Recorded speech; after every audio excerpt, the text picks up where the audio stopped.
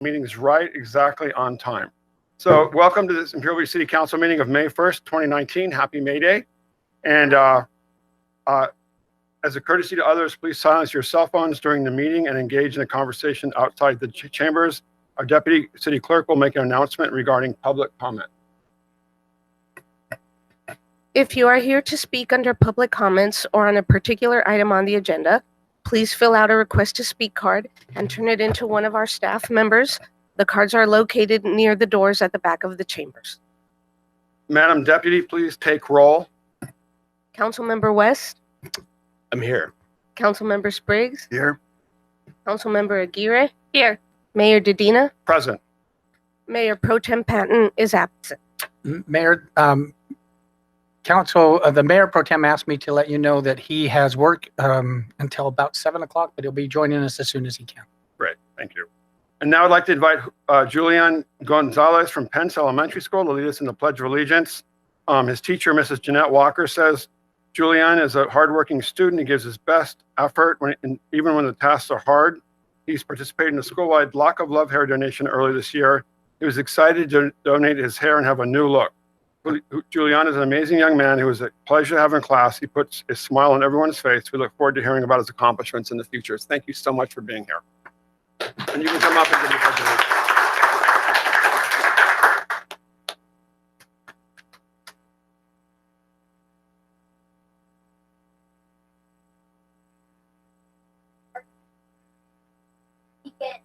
I pledge allegiance to the flag of the United States of America and to the republic for which it stands, one nation, under God, indivisible, with liberty and justice for all. Thank you so much. Appreciate it. Yeah. And like I said, yeah, you don't have to stay. It's a lot of we had a long meeting ahead of us. And so now we have council reports, starting with Council Member West. Yeah, after boring you guys to death about all the airport, I decided that I'm just going to say that I had 2 airport meetings since our last council meeting. If you'd like to hear anything about it, you feel free to contact me. And the Creek 2 Bay was held this weekend in Imperial Beach, and I want to know that it was such a great event, and we really had a lot of participation from our own community. I was excited to have everybody out there. What we accomplished is we cleaned up 4 miles. We had 113 volunteers. We got 179 pounds of trash and 39.5 pounds of recycling. And thanks to our city manager, we took care of 12 tags of graffiti in our community, all on a Saturday. So that was great. Good day. I love that. And thank you so much for everybody who came out. So that's it. I just have three very quick things. Last Wednesday, I was in Sacramento for Legislative Action Day, and there were a number of briefings I attended by the League of California Cities, as well as some committee meetings dealing with critical issues like housing, and the one bill in particular, SB 50, would impose a number of requirements on cities. And we worked to try to get an exemption for smaller and coastal cities, and that amendment passed.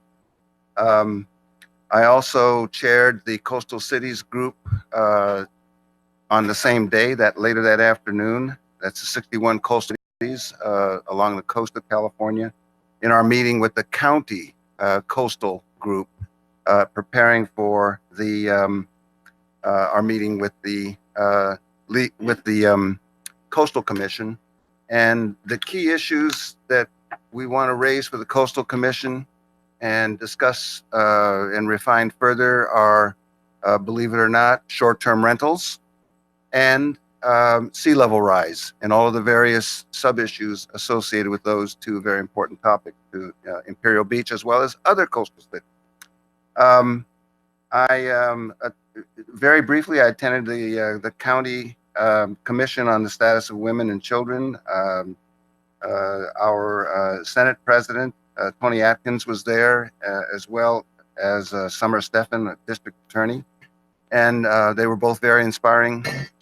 Summer Steffen made a presentation about trafficking of modern day slavery. And this is something that she's very passionate about and is working on, and would be willing to and love to make a presentation here in Imperial Beach on the subject, because being close to the border, and there's a lot going on in San Diego County. They documented it. They didn't have data on Imperial Beach, but it's everywhere. So that will be up to the mayor and council whether we want to invite her. Finally, Metro JPA, that's the Metro Wastewater Commission, is meeting tomorrow. We have a lot of budget items to go through and a lot of contracts. That's all of that. Thank you so much, Councilmember Aguirre. Thank you. Good evening, everyone. I also attended the Creek to Bay cleanup with Councilmember West, which is it was very successful. It was really great to see everybody show up. I also attended on April 29th our open house, which was a great number of people came out and learned about our programs. I want to acknowledge staff for such a great job in putting that together. And then I met on April 30th with Senator Feinstein's staff. She continues to advocate for funding for wastewater infrastructure in our region. And her staff told us that the Government Accountability Office is an oversight agency, is looking into the International Boundary and Water Commission to figure out areas for improvement, areas for funding, and what's working well and what's not working so well. So that report should be ready and available sometime later this year, and that'll give us hopefully a roadmap of things that can be and should be improved with the commission itself.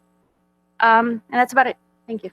Great. I'll just say ditto to many of the events that we talked about and the meeting with Senator Feinstein's office. And then I'm on the board of the San Diego Association of Governments, which is our regional transportation agency. They had a big meeting on Friday with about 60 officials from throughout San Diego to make an announcement about really coming up with a new regional transportation plan that would be a really good news for the South Bay. So even talking about things like potentially some sort of train from downtown to the new border crossing, or the Otay border crossing on the border to get people to the airport, or to actually the cross-border express. Just do things to sort of make it easier to get around Imperial Beach and really plan a transportation system for the next 100 years, including expanding trolley service and train service in South Bay, having much more smarter highway technology to alleviate congestion, just doing lots of different things that we're not doing now, and then integrating our transportation system with our housing system. And so you're seeing part of that now. Right now on MTS is actually going to be putting housing at some of the unused Palm Avenue trolley station. If you've been to the Palm Avenue trolley station, you've probably seen the chickens running around there. And so it's a big parking station, and now the idea is to put housing there, so you get housing next to transit. And obviously we need a lot more housing. So it was good, fascinating meeting, great meeting, and really good to see Sandag really kicking it into gear to really be a lot more proactive. And obviously the other thing that's important for us is having a new, and thanks to Councilmember West, there's a partnership between Sandag and the Airport Authority and the Port and the Navy and MTS about really having some sort of expanded people mover system to the airport from a new trolley station. So all kinds of good things that'll really help us out here in Imperial Beach and the South Bay. I want to say I applaud our Supervisor Cox for standing up for transit, and Supervisor Fletcher for standing up for transit in our community. I think that's really important. And happy birthday on Monday there, Mayor. And now we have, I'm sorry, we have public comment. Do we have any announcements from city staff? The only thing I was going to announce, Mayor, is that I think you received a rather large packet of information, last-minute information. There are some others that you will probably be receiving that will be included in the record. We basically quit printing these at 4 o'clock because we need to get ready for this meeting, but all of them will be included in the record, and we'll make sure that City Council gets copies of any of the ones that came in after 4 o'clock this afternoon. Right. And then just make sure that if you're here to speak on an agenda item, that your blue card is for actually the specific item in particular. I have cards here for people that, for general public comment. And just remember, I think it's stated, we can't comment. If you talk about an issue, we can't, it's not a dialogue because it's not on the agenda. That's state law. So, but it's, we're taking notes, we're listening, and then the city manager can follow up with specific issues that we need to address. And now we have Cameron Bell. Is this for a specific item on the agenda? Oh, okay.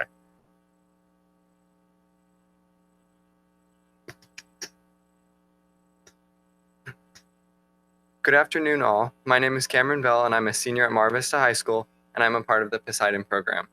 Today, I would like to speak about the extreme dangers and long-term damages caused by single-use plastics on our environment. Yeah, Cameron, that's something that's on the agenda. So I'm assuming that if you're going to I speak wasn't on that. speaking specifically about the ordinance, though, more just about like single-use plastic. I wanna make sure Do you still want me to speak Okay. in the Okay, recording? that's fine. Okay. Okay. First of all, I would like to provide examples of commonly used single-use plastics: plastic cutlery, plastic shopping bags, plastic water bottles, styrofoam containers, and of course, plastic straws. As a concerned citizen who cares about heavily regulate single-use plastics for several reasons.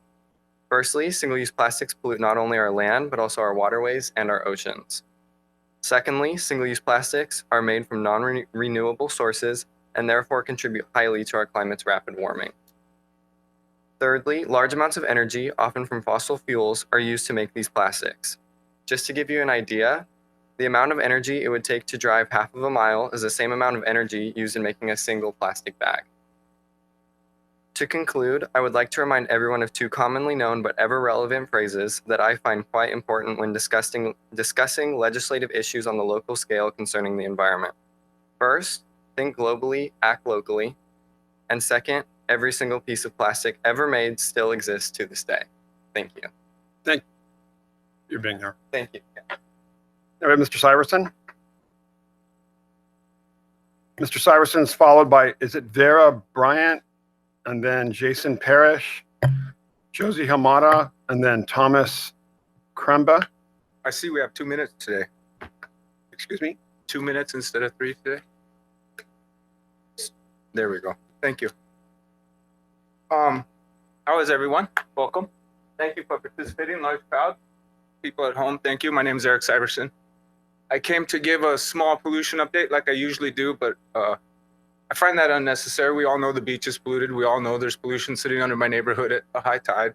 That's pretty easily established. So at this time, I'd like to thank City Manager Andy Hall, who I contacted on April 25th, and somehow through Andy Hall's office.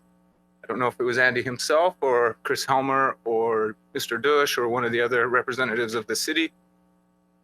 Contacted the IBWC, Carlos Pena, operations manager, and somehow through a phone call on April 27th and April 28th, the river was shut off, dry, under Dairy Mart Bridge for the first time in 2019. Now, I had the pleasure of seeing Mr. Pena yesterday at Dairy Mart Bridge. It is no longer dry. It flows again today. Today, it flows right now as we speak. There's 2 dry days in 2019, which is unfortunate. Mr. Pena is a good man. You all are suing him. He's handcuffed. He knows nothing about this region. He's new to here, but he had his sleeves rolled up yesterday, and he was at Dairy Mart Road Bridge, taking pictures, taking notes. You should work with him. Beyond that, I came to talk about the responsibility of power. I'll take the hit. I'll take the hit to personal reputation right now to show you the unintended consequences of legislation, regulation, and all the other things that come before you. This is my Texas offender card. 1384382, issued in 2006. I served a 4-year sentence, 2 years in the penitentiaries of Texas, 2 years on parole. It was punishing, to say the least. This is my California federal limits apply driver's license issued to me last month. The state of California does not like my birth certificate, so they will issue me a driver's license that I cannot fly on. This, issued 13 years ago, 9 years after I discharged my sentence, is my only acceptable form of federal identification. I can fly on this. If you want testimony, ask my mom. Ask her how fun it is to go to an airport to somebody who presents this to TSA. Ask how invasive it is. I say this because you guys are voting to prohibit just about everything in the free world lately. I don't understand any of it. You vote to prohibit everything but the damn pollution itself. You won't move a grain of sand. You won't move any water to protect us. You won't do anything. It blows my mind. It absolutely blows my mind. All the lawsuits you talk about, $200,000 provides 1,333 $100 bikes to the community and provides 1,333 $50 helmets to kids in need. You want to reduce greenhouse gas, you want to get people on bicycles, direct investment in the community. direct investment in the community. What's going on before me has just been absolutely disgusting. I can't stand it. And just so the public knows, Section O of the Parks Ordinance that's coming up forbids playing catch in a damn park in the city of Imperial Beach. Thank you. Thank you, Mr. Syverson. Are we gonna have the clock work correctly? Okay. Not working, it's broken? Okay. Vera Bryant?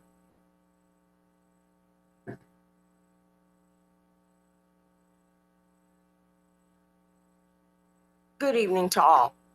My name is Vera Bryant. I stand here technically alone, but in reality, I do not stand alone. And I'm standing here on behalf of the rent control here in Imperial Beach. And it's not just Imperial Beach, it's all over. It's a statewide issue here. As we know, on the ballot of last year, rent control did not pass. And there's something wrong with that picture for me. How is it that a whole state can say, oh no, raise my rent, it's fine? No, that's unacceptable. Something needs to be done. We have families that are homeless, people that have to give up their homes because of rent, because rents are going up. And even they have to go home, even those that are still have their places, they have to go home, sometimes not being able to make groceries, not being able to pay their bills. They got a half in their bills when they used to live in a certain way. It's ridiculous about the rents out here, and something needs to be done about it. We have Section 8. People, matter of fact, my sister, she's on Section 8, and she pays majority of her income to pay her rent. Then we have the disabled. We have elderly. We have these people out here that are really struggling every day. There's been nights that I have to struggle. I am a widow. I work, a taxpayer. I do everything that I'm supposed to do. And here we are standing here fighting every day just to be able to pay the rent. It seems like you work just to pay rent, work to pay rent. Unacceptable. This needs to change.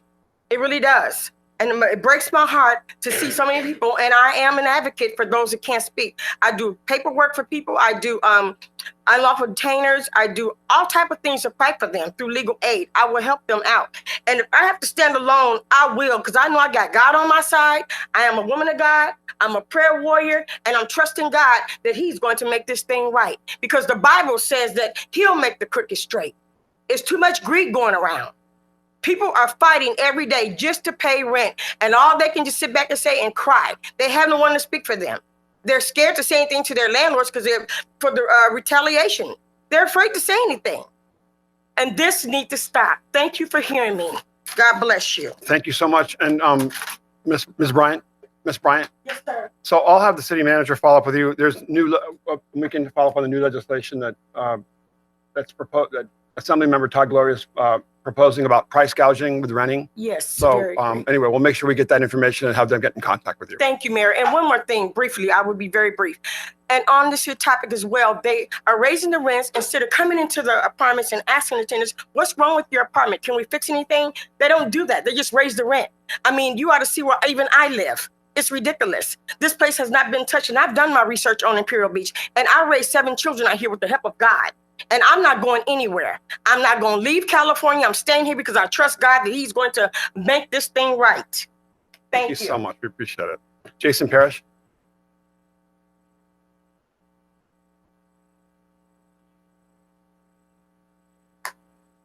Hello. What I have to say is not quite on the level of the people that spoke before me, but I was talking to one of the council members, and I was telling him how... Can you speak closer to the I was talking to one of the council members, and I was telling him how nice it was to deal with the building department in the city of Imperial Beach. I deal with, I think, 48 and counting municipalities in the state of California and Oregon. And this building department is by far the easiest to work with. They're the only ones that I've ever dealt with that want to help with a project, as opposed to, no, you can't do that. Go figure it out somewhere else. Didn't really have much to say besides thank you, and hopefully they're allowed to keep doing it the way they're doing it. Thank you so much, Mr. Parrish. We appreciate it. Josie Hamada?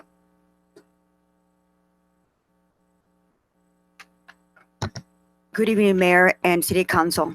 Today, I represent the Women's Club on the open air. And one of the things is that our president and the members that were there were saying what a wonderful thing it is for the community to join the open air.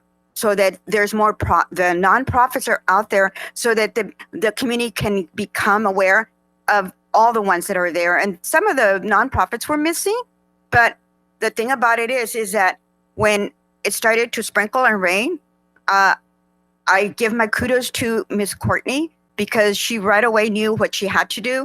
So that kind of support really makes it a better day and a better system of working together. And we'll relay information to Ms. Courtney.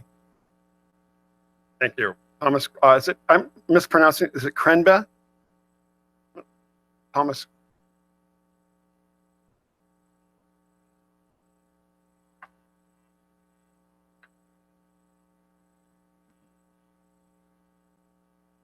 Good evening, everybody. I'm going to start my statement by I couldn't agree more when Eric said you are trying to prohibit everything. I have a property at 1150 10th Street. The city, Mr. Kramer, speaking to the microphone so we can hear you. Thank the you. city of Imperial Beach came over. I'm under permit. I have permit to accommodate my family. And also I got a call from the Jewish Family Center to accommodate some disadvantaged people. I have disabled, handicapped family who live in the property with me. The city of Imperial Beach, I have a permit, and the gentleman who is inspecting my property retired. When he retired, ironically, the city of Imperial Beach came in, and I have a 3-story. Mr. Kemba, we don't have any signature, We don't approve anything. I said, how could I go that high without having a single signature? What the inspector said in a letter, Thomas, the city of Imperial Beach, the left hand do not know what the right hand is doing. And I have it in writing. The city of Imperial Beach came, throw my family in the street. Mr. Krenba, you have to act in a civil manner, please. I'm just civil. You're I'm civil communicating engineer. with the council. I work for the state of California. I retired from the state of California. I work in a nuclear power plant with security clearance. You can't get any more civil than that. I'm more patriot than anything you could ever think. I love this country. I'm patriot for this country. And I am civil. I have 0 criminal record. You can't get any more civil than that. I'm going to have to ask you. What the city of Imperial Beach did to me. Your behavior is unacceptable. Please calm down. If you have an issue you'd like to discuss with us, please do that. You don't have to yell. My family in the street, the bank taking my house and foreclosure. The city of Imperial Beach says you can't move to your home. And I need someone to investigate why they throw my family in the street. My daughter having a baby, she's getting help from the government, and she live in shelter. When I have property that accommodate my family, why my family in shelters when the city of Imperial Beach throw my family in the street? Finally, they said, we will inspect your property. They came over and didn't go anywhere. So the problem's still not solved. I need someone to investigate. I need investigation why you have done that to me. Only we can do that. We have the power to do that, and we're doing it. Thank you, Mr. Krenbot. Thank you very much. So much. We appreciate it. Thank you so much. Any additional public comment? Great. Thank you very much. And now we have item 1.1 that we'll have photography on the border pollution issue by William Bay. Thank you, Mr. Bay, for being here. We appreciate it. Great. Thank you, City Council. I got I get to play with the clicker.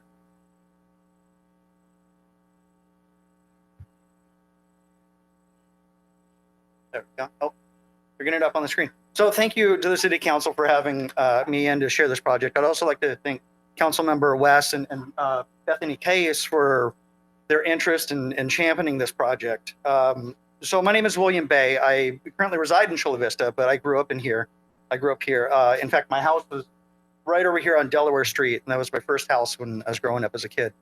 I'm a Mariner, class of '94, and to give a little background, in my freshman year at Mar Vista, two things that happened that would define my life. I started surfing, and I took Mr. Clarkson's photography and darkroom class.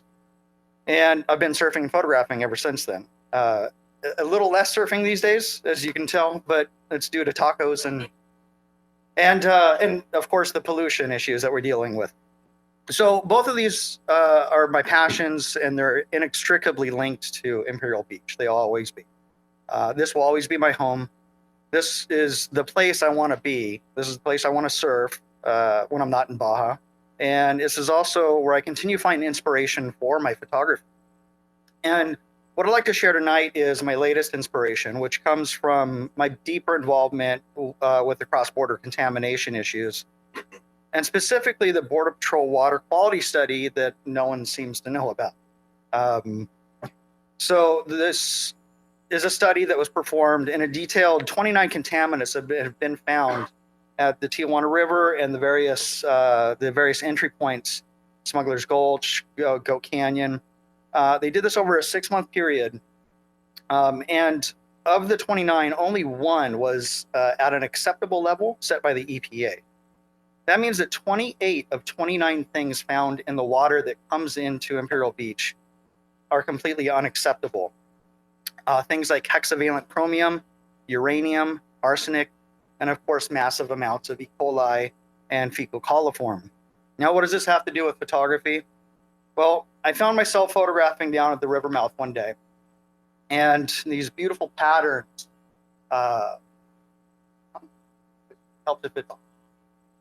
these beautiful patterns started forming in front of me, and I started to capture these abstractions. And as it dawned on me that despite the beauty of all these textures and patterns and forms, despite that beauty, the river was full of illness, infection, and disease. And I thought back to that report. What if I took 28 photos, one for each of the contaminants, and I create a project out of this? And this is the project that I have here. I call it parts per million. And the name is inspired from an old Bad Religion song that played on the surf flicks that me and my buddies used to listen to before surf session. And so sorry, I lost my point. I lost my spot here. For each of the photos I've included, you can see the parts per million, and then how many times above the EPA standard these elements are. So you got things like benzidine, which is really toxic. It's 445,000 times above the EPA standard. Things like uranium, cyanide. There's actually cyanide in this water. I've listed the health consequences as well, so you can see what happens when these are ingested or when these are applied to the skin. Some of these are heavy, it's arsenic, extremely toxic, 712 times the EPA standard allowable. Chromium, there's hexavalent chromium in here is 1,100 times. There's lead. Hexavalent chromium, 1,100 times the EPA standard. Now, this is the stuff if you've ever watched Aaron Brockovich, the movie, this is the stuff that was in the water at Hinckley that gave everyone cancer. This is some serious stuff that's coming across into our community. So what I'd like to do with this project is make this information public in a way that moves and touches people to action. I believe pairing this information with this artwork, with this information, and have the power to do what the Border Patrol hasn't done, which is to go public with this information. They're not covering it up per se. It is on their website, but they're not going out of their way to make it public and inform the world what conditions the agents have to deal with, and people that live down in Tijuana River Valley, and people that surf or enjoy the Rivermouth area. My vision is to have these images printed and exhibited, starting here in Imperial Beach, of course, maybe at the next IBWC meeting or sandcastles, but I don't want to limit it to just Imperial Beach. I want to spread this further. I want to go to Coronado, San Diego, beyond, LA, Sacramento, places where people of influence can see the egregious situation that we're forced to endure here.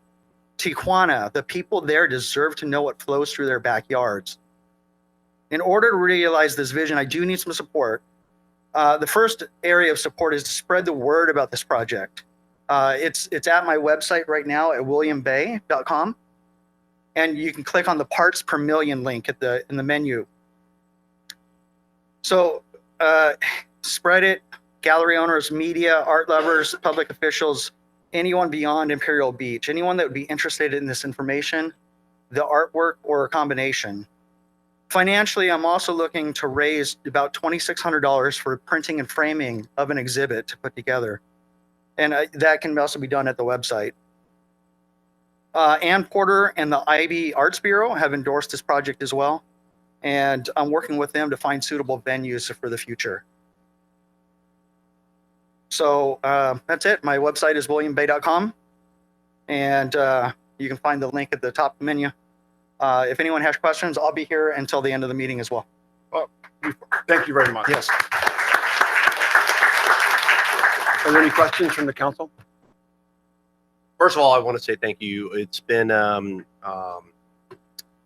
this project has really touched me, and it really shows how dangerous we really are dealing with things. And it really shows me, you know, when we're talking about people bringing sand out of the river valley and bringing it to our beaches, it's just insanity. It's insanity. So I just want to know that I fully support what you do. And if there's anything you need from me, please reach out to me again, and I'll help out. Yeah.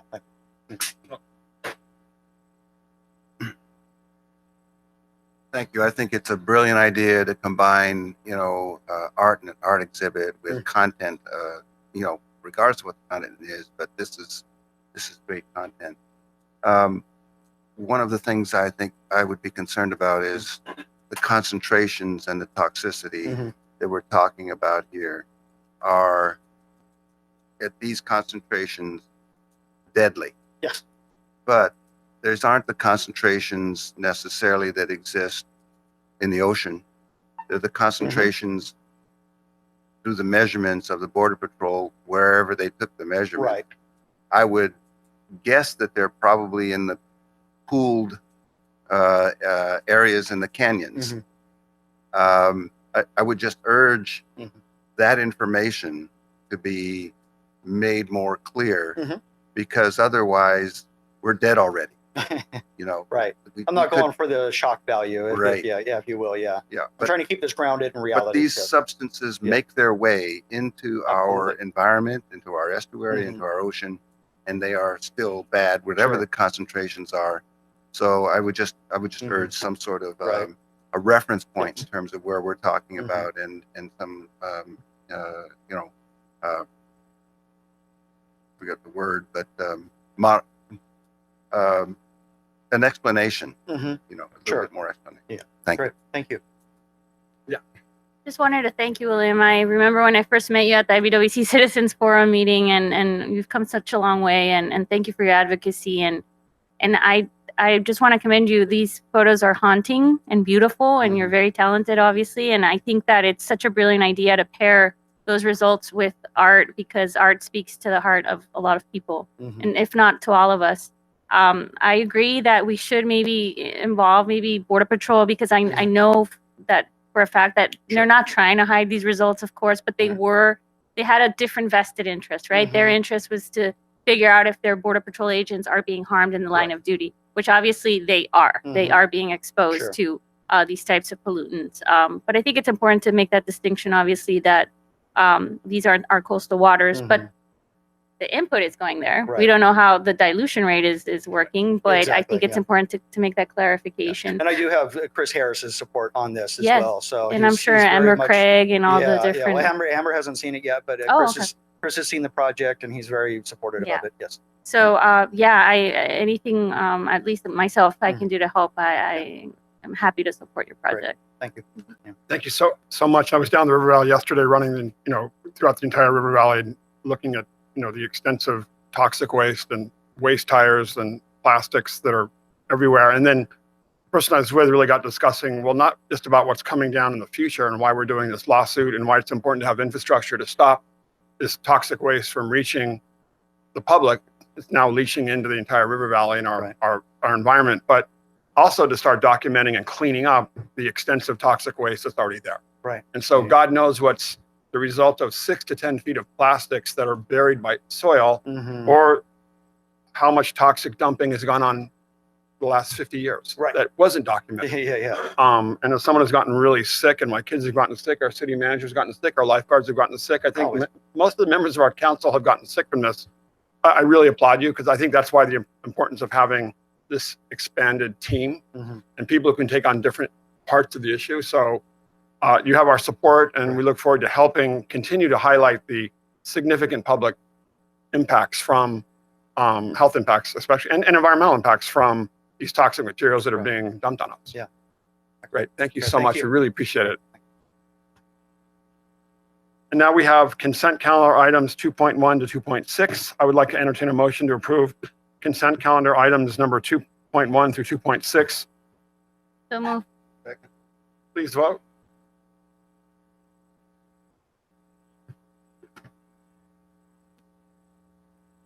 Motion carried unanimously by those present. Mayor Pro Tem Patton is absent.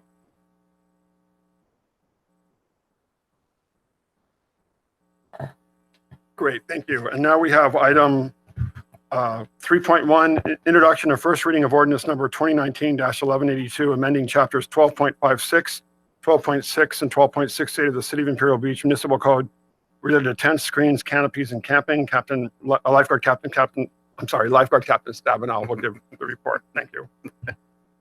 Good evening, Mayor and Council. Pleasure to be back here again. As you remember, about a year ago, I brought to you numerous changes, possibly for the beach area, park, and pier. I listened to your input, and I'm back tonight to explain more why we should be revising the municipal code in regards to tents and canopies and camping on the beach, pier plaza, pier, and park. The main concern we have with tents and canopies on the beach are public safety concerns that we have. And that's due to allowing the law enforcement and lifeguards to monitor the safety of the public. And with tents, they're there for a good reason. And we're not here to try to block having tents on the beach. We want tents, but we need to have a view of what's going on inside those tents. So the tents do provide shade, do provide block from the wind. But law enforcement need to have the ability to see clearly inside so they can do their job. There's another reason that we like to revise the ordinance is that tents and canopies can also block the view of lifeguards. So if you go down there on a busy day and look down the beach, and you'll see hundreds and hundreds of canopies and tents and other types of straight shade structures, which there should be. People need to get out of the sun on a hot summer day. But oftentimes when it's high tide, the waves come right up against those canopies and shades, and lifeguards can't see the activities going in the water to adequately monitor public safety in that water area. Currently, the ordinances on the beach allow for tents during the daytime. There's no restrictions of maintaining a clear view into a tent. It also allows people to put numerous canopies together and create a large area and actually put backing on the back and the side. So now you have no clear view of what's going on inside of that canopy, and also creates a bigger blind spot for lifeguards. To deal with this is not just an issue in Imperial Beach. This is an issue that's throughout the nation, wherever lifeguards are working. With the cheap tents you can get and easy to get canopies and easy ups, they're everywhere and they're great. I have a bunch myself. But most agencies in San Diego County have created regulations to allow a clear view into the tent and through a canopy. And Port District also doesn't allow any type of tent at any time in the Tidelands area. So what we're doing tonight is trying to bring our code more in line with the Port District code also.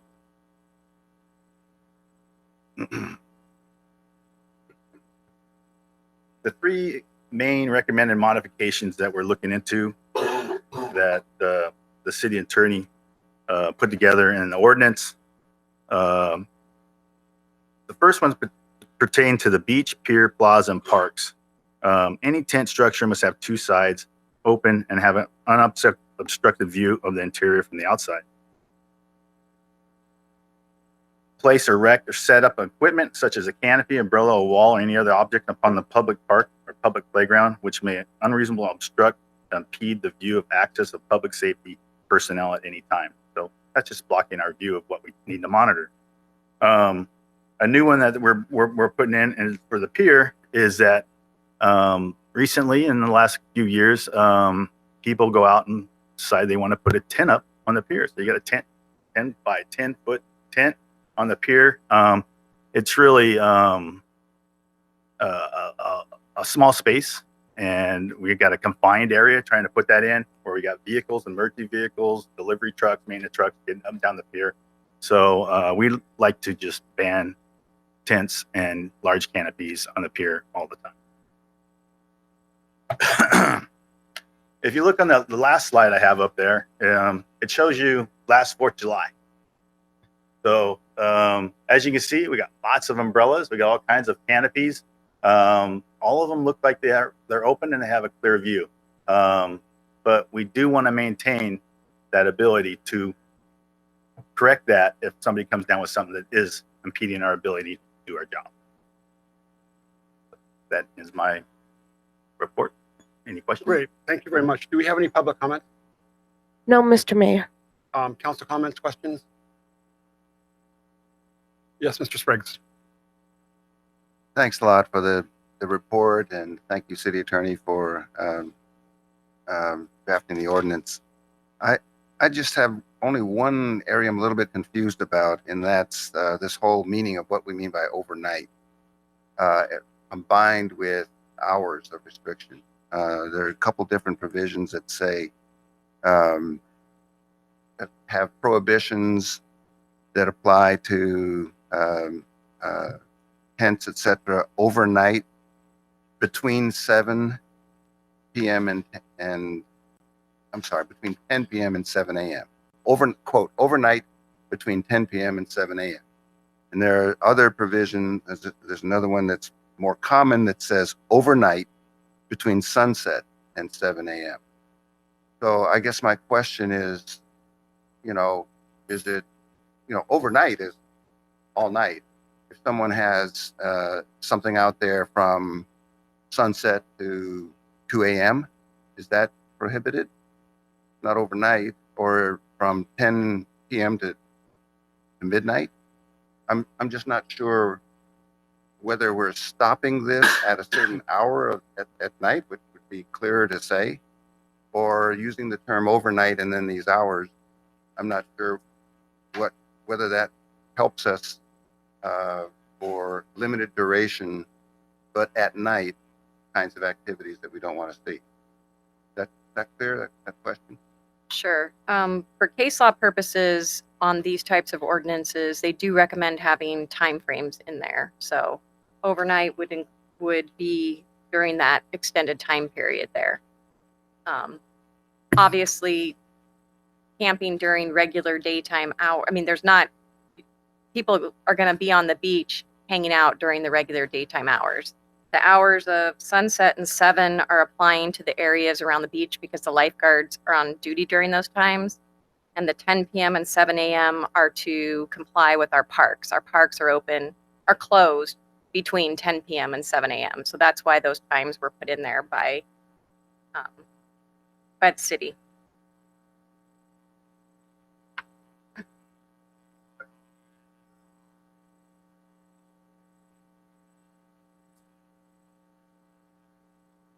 Law enforcement's ability to prohibit the activity? This is in the prohibitions section.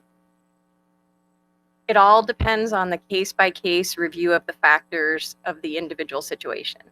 So the likely a limited duration is probably not going to be a citation for the overnight provision. The overnight provision is probably going to have to include all of those hours.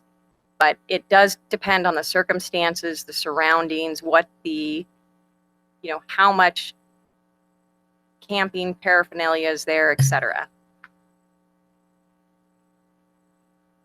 So I don't want to drag this out, but I'm just trying to look at loopholes and, whether we're getting out of this what we want. And for example, I set up a tent, lodge, shelter, or structure on a beach area.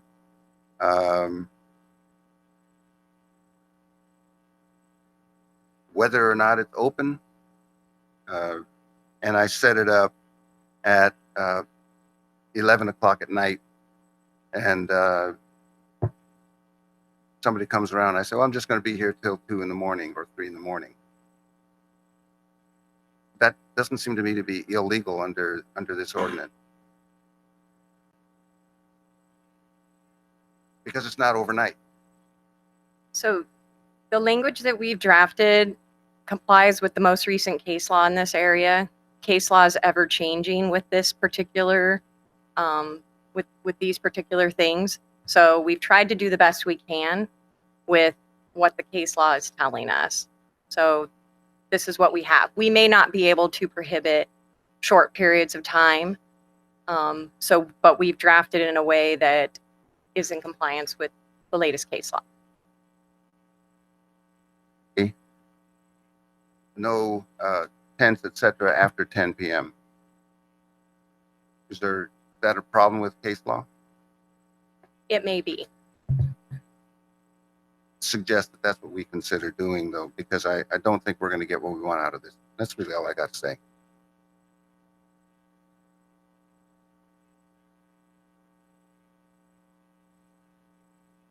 Can you repeat that, please?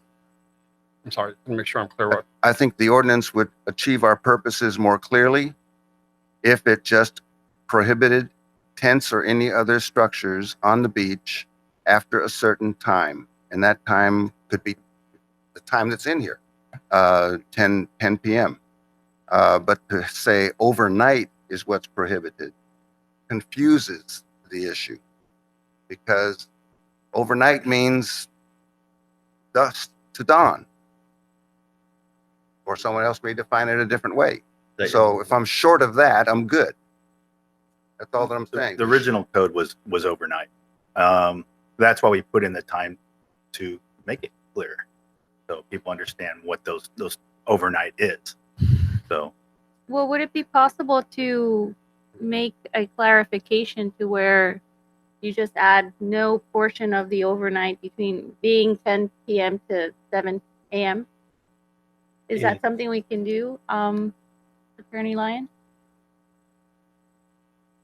Without delaying our process today?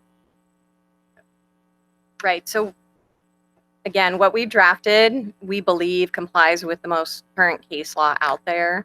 I wouldn't recommend extensive changes to it at this point in time. So, but if we add a clarifier, is that considered extensive? Case law has been requesting cities to be more specific and describing the type of activity. Just saying overnight, unfortunately, we don't feel like is going to achieve the purposes under the law. So we've tried to be more specific in the types of activity and the time frames. So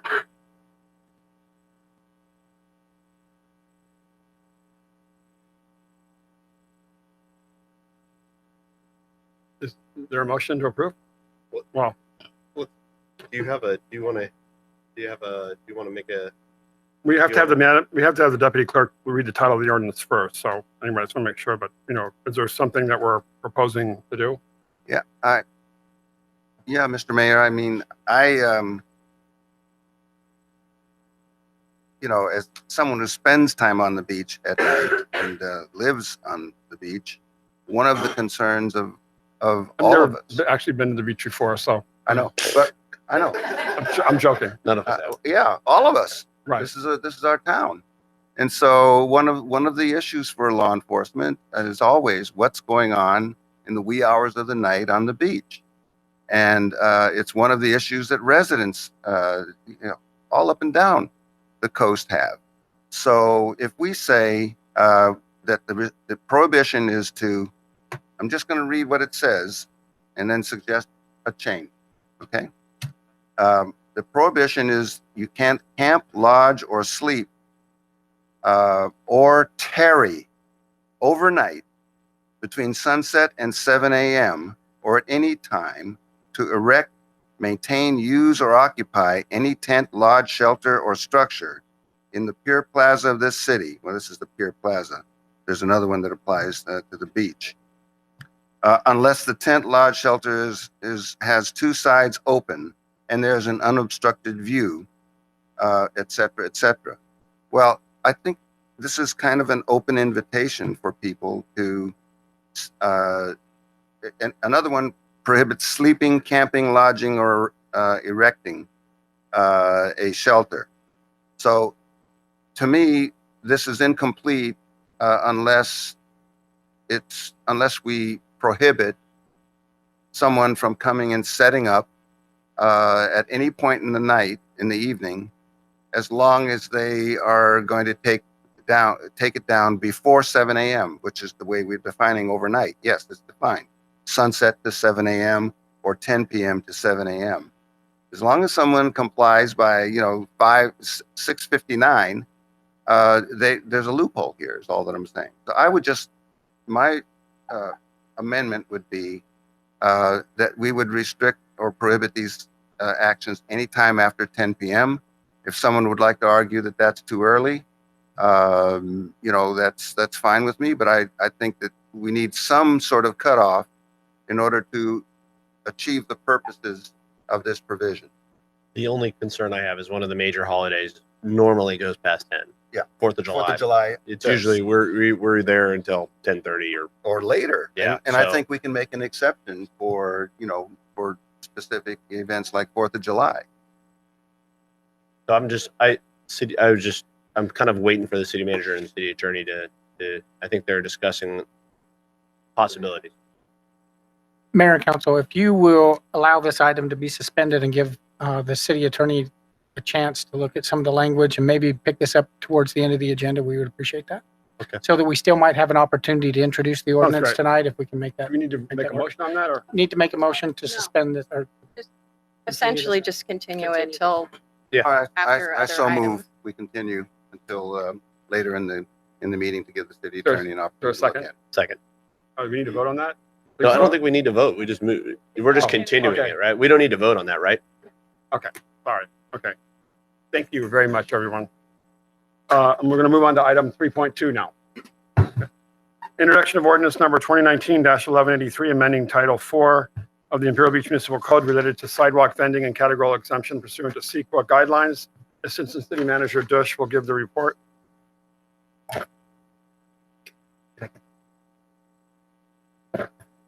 Thank you, Mayor, members of council. This is an ordinance that we're just anticipating. It's dealing with an issue that really hasn't been a problem in Imperial Beach, but it is, again, a sidewalk vending ordinance, always starting with the what and the why. And so what this is about, it's the introduction of an ordinance that would amend various codes in the city to address sidewalk vending. And why? Because at the latter part of 18, Governor Brown signed a bill that decriminalized any sort of sidewalk vending in the state of California in public rights of ways. So again, this only addresses public rights of ways, and currently the city code precludes that. So what we wanted to do is try to align the city code with the state allowance that would provide for sidewalk vending, again, in public rights of ways.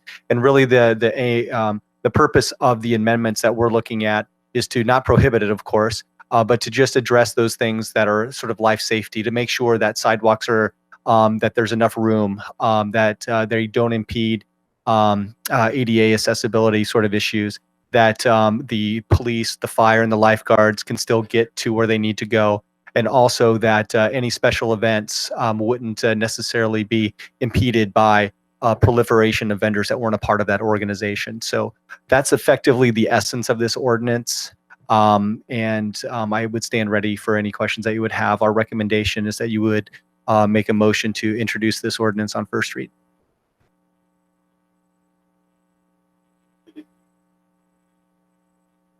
Sorry. Thank you very much. Any comments, questions?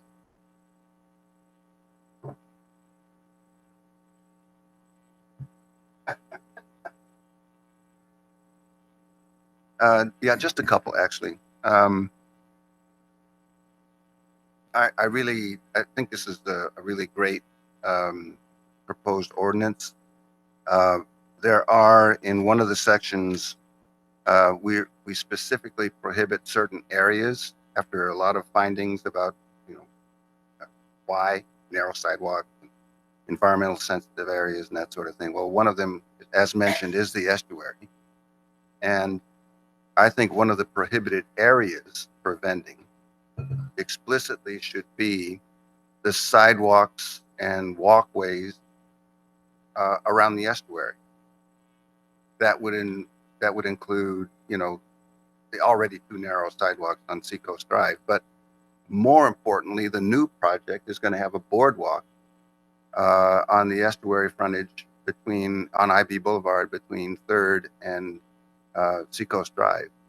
And that's going to be an open invitation for sidewalk vending, unless we restrict it.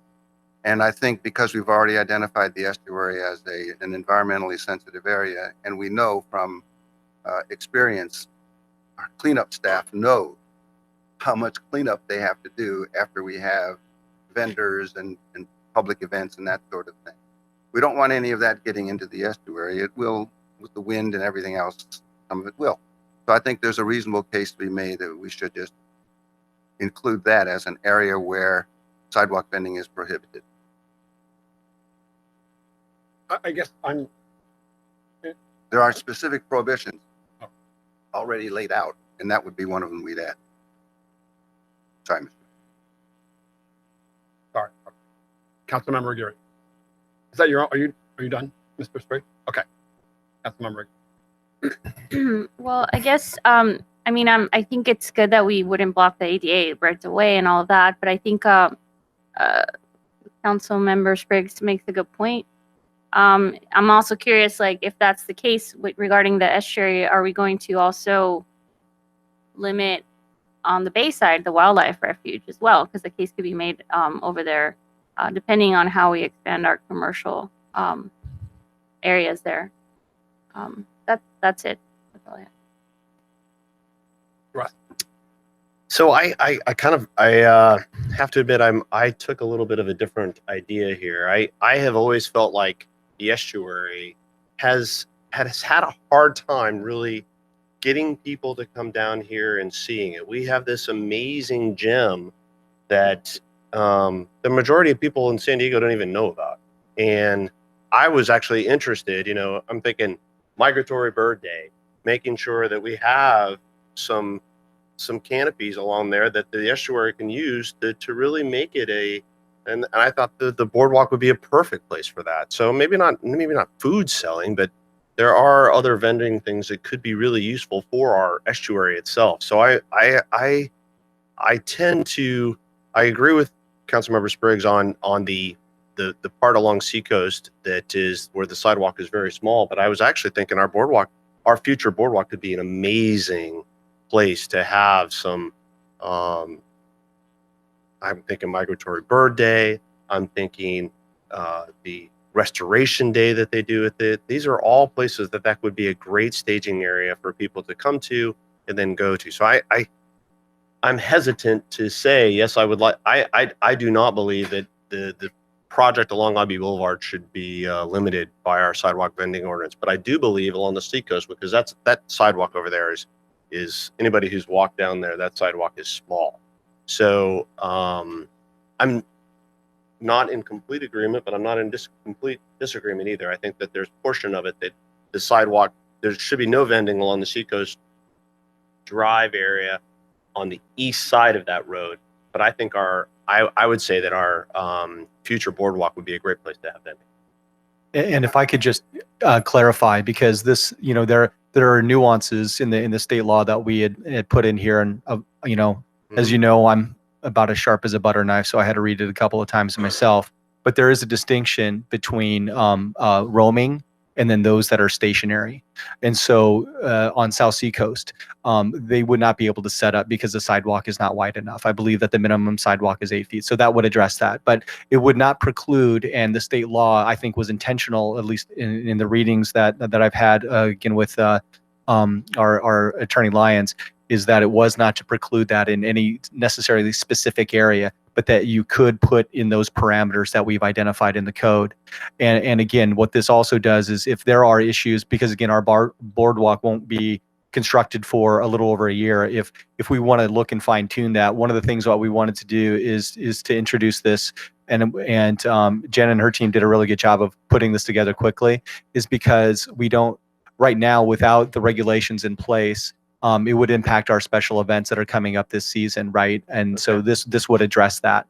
But as far as any narrow sidewalks, there would not be the allowance for any stationary ones. Only those that are roaming, if you will. Perfect. And again, again, IB is unique insofar as it sort of being at the end of a cul-de-sac, and the south end of Seacoast is the literal end of cul-de-sac. So we don't anticipate a lot of issues. Unlike, again, this is a statewide issue. So those areas like the Embarcadero would really be more prone to some of those issues. But we can certainly take a look at some of those other areas. So based on that, I'm pretty comfortable with the way the ordinance is written as is. Yeah, so my feedback is it seems like the ordinance already covers these issues, because it makes it clear that we can't block access to the coast and sidewalks. So anyway, I think it does address, and it does call out the Tijuana area as a special area, et cetera. So I'm really comfortable with it. But we could have roving paleta vendors right on the sidewalk, right? The icicle, yes, the popsicles. Yeah. Those, again, roaming is fine. Okay. And again, those folks would still have to, get the appropriate, health permits and whatnot. So that is addressed. But again, the sort of genesis and purpose of this from a statewide level was to allow for that sort of micro entrepreneurial opportunity. I can ride my bike down the sidewalk and sell popsicles out of a cooler. Well, I don't know about you, Or but a scooter. I can use a scooter. I wouldn't buy it for the money. Okay. Selling here. So, do we have any? I'm sorry, I didn't ask. Do we have any public comment or card? No, Mr. Mayor. Great. Okay. Any additional discussion? I'd like to make a Mayor and motion. Council, I did get one request from the Chamber of Commerce about whether or not this would affect the farmers market, and it would not affect the vendors in the farmers market. So I just wanted to clarify that. There was a question earlier. You did want to ask that question. So we would not allow them to compete with the licensed farmers market vendors. And I assume it'd be the same thing any festival the city is putting on, such as Sun and Sea Festival and that sort of thing. Exactly. That was one of the reasons, as indicated earlier, of getting this in place for that exact reason. And I believe that the separation from those events, inclusive of the farmers market, I believe is 300 feet. Great. No speaker slips. Any additional discussion? Madam Deputy, can you please read the title of the ordinance? Yes. Ordinance number 2019-1183, an ordinance of the City Council of the City of Imperial Beach, California, amending Title 4 and Title 12 of the Imperial Beach Municipal Code related to sidewalk vending. Great. I would like to entertain a motion to introduce ordinance number 2019-1183 by title only and waive further reading of the full ordinance. Is there a motion? So move. Second. Please vote.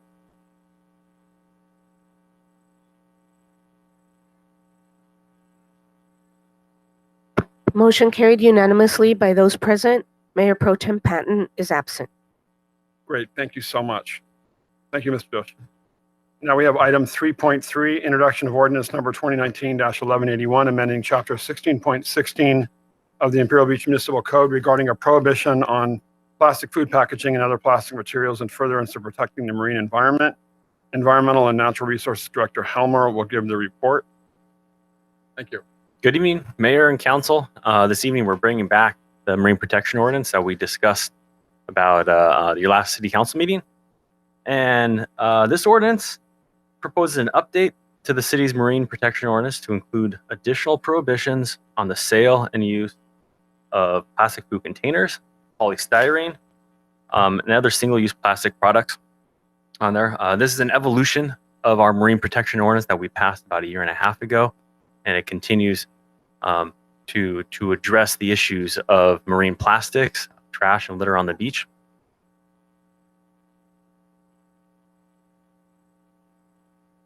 The last council meeting, we talked about our Imperial Beach mission statement and how it's really important to maintain a classic Southern California beach on here. And we'll just skip through some of these. We did a little bit on the background of the ordinance. The initial Marine Protection Ordinance we passed was about a little more than 1.5 years ago. And that really did give us the time to implement a styrofoam ban that we had in place, to test out how we were going to implement this, how we're going to reach out to the businesses. And we definitely learned on how the approach of how we would do this when we did at that time discuss the future of increasing protections on the city's Marine Protection Ordinance.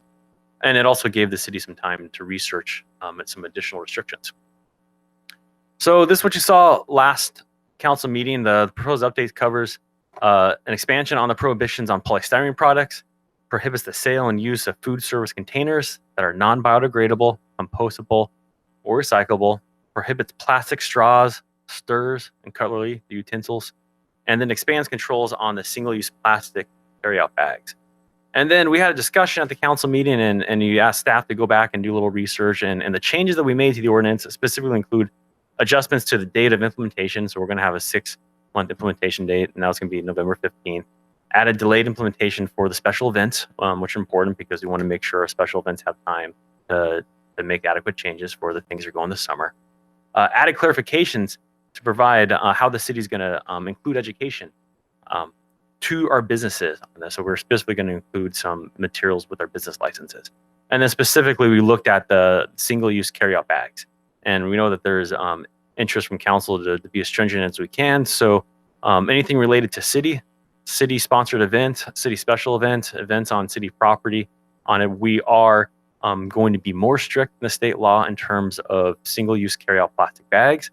And in terms of businesses that are covered by the state single-use bag, we're actually putting language in there that we're really encouraging our businesses to do more, to be more strict in the state. There's limitations of what we can do being printed by the state, but we went up to the line of what we can do, and this is one of the most progressive jurisdictions in the state doing this right now. Implementation and enforcement of this ordinance. I'll review this one last time. It's gonna go into effect in about 6 months after it gets adopted. We're going to be utilizing existing city programs to implement these Marine Protection Ordinance. So we have an existing stormwater commercial inspection program. So we essentially go to all the businesses and commercial facilities in the city, and we'll be talking with them over the year of these changes in the Marine Protection Ordinance. We're going to update the procedures for our annual business license and the business license issuings in the city. We're going to require some type of self-certification and some education materials for them. And then if there's escalated enforcement that's necessary on this, we're going to just utilize our existing code enforcement. It just goes on the pile of existing code enforcement cases that we have in the city. But really the intent of this is to be business friendly, is to work with our businesses. And to that extent, we did put the explicitly in here that the city manager does have a discretion, to work with the businesses. If there's hardship, if there's things that we overlooked on this, because we are taking a big step here. City manager does have the authority to work with the businesses in terms of hardship of having a smooth and easy transition. So I'll open this up for discussions for the council options of what you want to do with this, and I'm here to answer questions and provide more guidance. And we have City Attorney Lyons here, who was a big help in drafting language. Thank you so much. I appreciate going back and doing more research, and we have a number of public speakers, so I'll get to that first.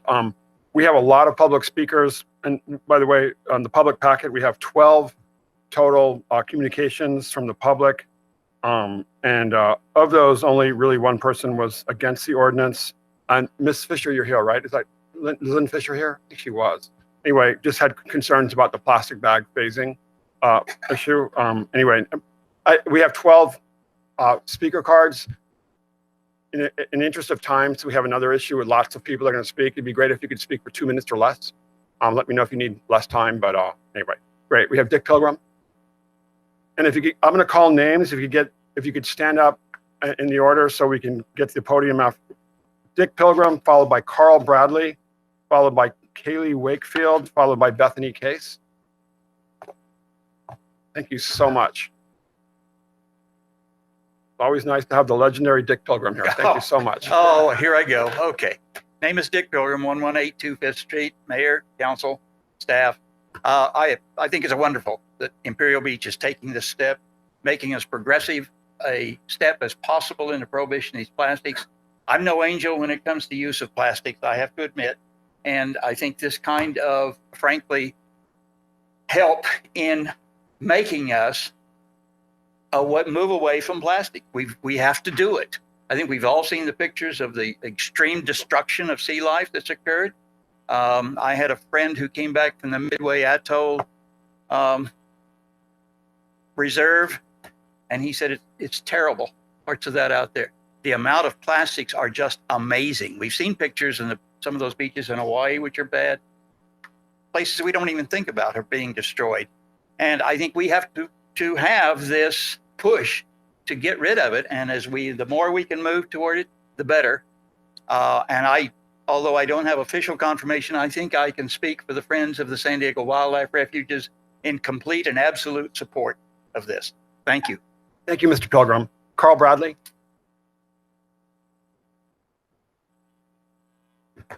Members of the council, Mayor Dedina, in the late 70s and early 80s, we started hearing concerns about what was referred to as the disposable society.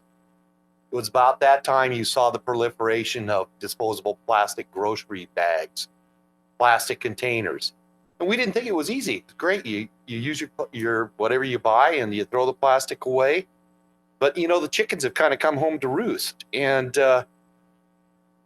we've seen widespread damage to the environment. Every year, on the order of 1 million seabirds are killed by plastics, either by tangling, ingesting them, 100,000 sea mammals. And, we're lazy. What Mr. Pilgrim said, if you don't make us do something, we aren't going to do it. And we have placed, our generation, my generation, has placed a higher value on our personal convenience than the consequences of the accumulation of plastics on the environment. And above and beyond the sea life that's being killed, there's the blight, and I'm running out of time. So in closing, I wholeheartedly... To make sure, wait, is the clock correct? Okay, I've interrupted you, so continue. Okay. In closing, I wholeheartedly support the most stringent of measures to reduce or eliminate the use of disposable plastic containers. Thank you. You still have 30 seconds, so I'm sorry. The numbers burned down, Carl. Did you have any more to say? I'm sorry, the clock is not working, so it's really hard to say. Okay, then you should add a line in that other thing that says I'm gonna start using overnight my shall watch. be defined as the hours of blank to blank. Great, thank you so much. Kaylee Wakefield will be followed by Bethany Case, and then Josie Hamada. I'll try to make sure I follow the time correctly. Thanks. No worries. Good evening, council members, Mayor Dedina. I'm Kylie Wakefield with the Surfrider San Diego chapter.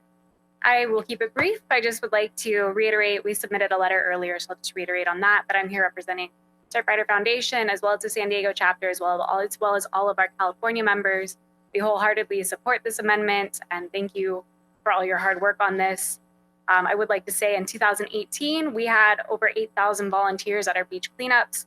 We removed over 11,000 pounds of trash. And each year, about 50% of the trash that we pick up is single-use plastics. And so that's close to home. That's not out in the ocean. That's here on our beaches. We see that all the time, every Saturday, including at our beach cleanups here in Imperial Beach. And so we believe this will make a huge difference. So thank you. Thank you so much, and for all the work you're doing in San Diego. Bethany Case? Hi, thank you. I am here this time not as surf rider, but as a business owner, as a restaurant owner. I did a little research. You guys know the facts. I know you know the facts. I went to Restaurant Depot where we buy our food service containers, and I did find that, as I expected, the handled bags that we use are more expensive than the plastic bags that you can buy, the handled bags. That's clear. However, I did find that I didn't know the reusable plastic bags that they sell at grocery stores are more expensive. So they're more expensive in terms of cost, but they're also more expensive in terms of degradation.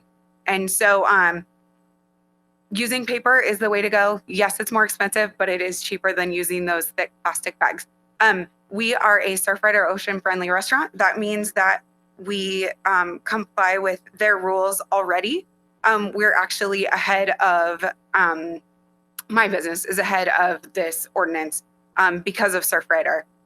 So we don't use polystyrene.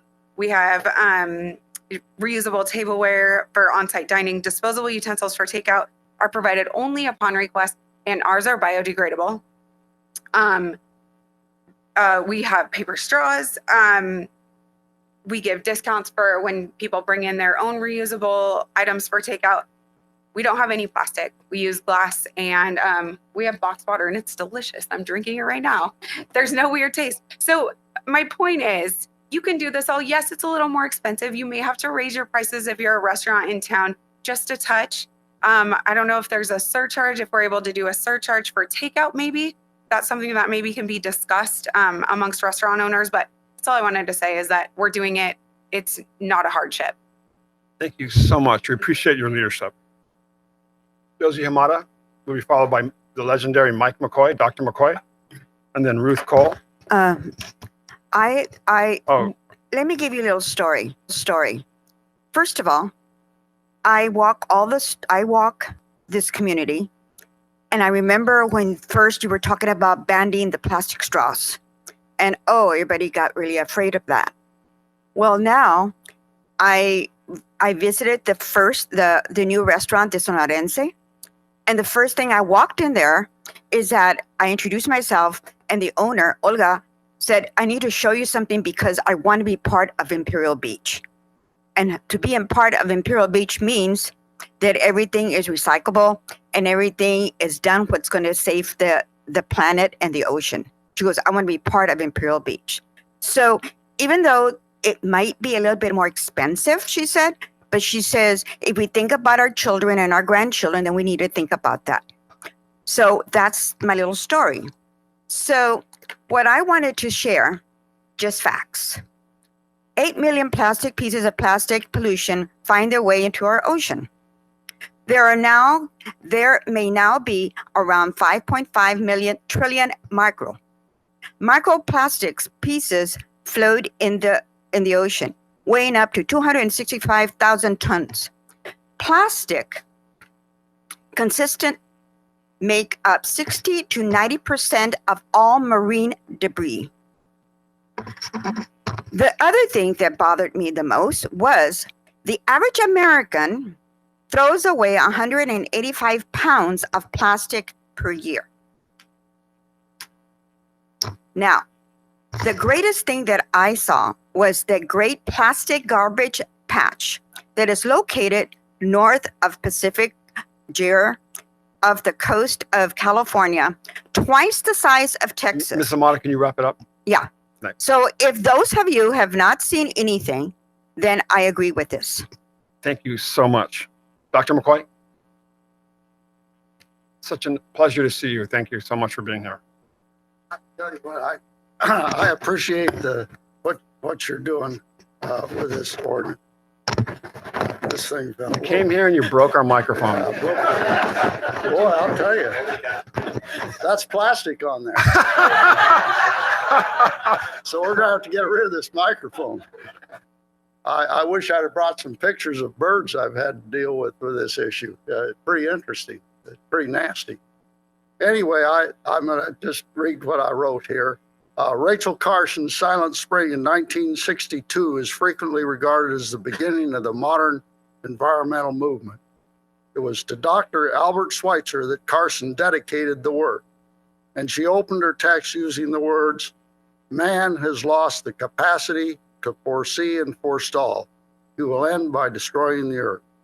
The plastic industry is emblematic of that statement. Plastics and polystyrene are destroying every ecosystem on Earth, and in the millions of species and trillions of individual organisms, including humanity, that inhabit these ecosystems, whether they be land, freshwater, marine, or atmospheric.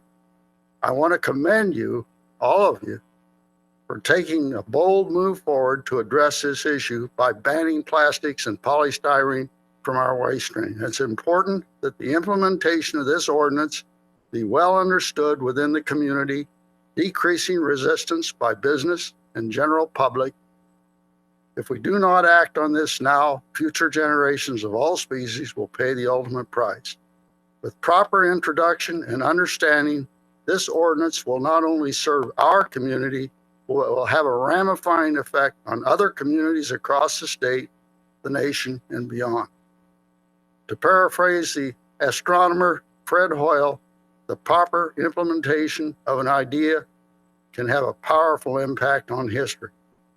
As the old saying goes, and it's been said before tonight, think globally, act locally, urging people to consider the health of the entire planet and to take action in their own communities and cities. And this is what you're doing. I got to commend you for it. Thank you so much, Dr. McCoy. We appreciate it.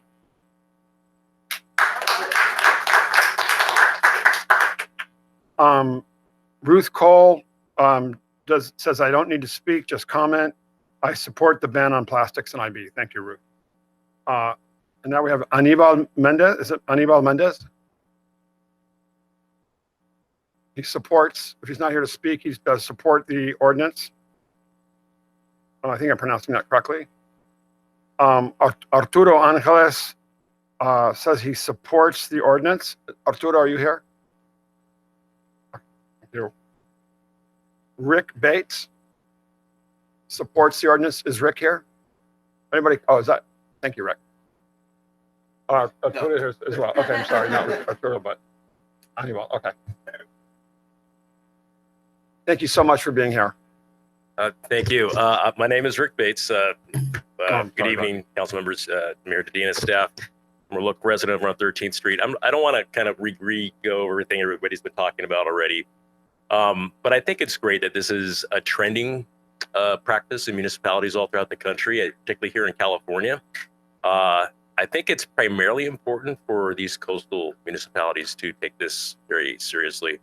It seems that beach communities, coastal towns are literally the last line of defense for plastics to get into the water. We're right there.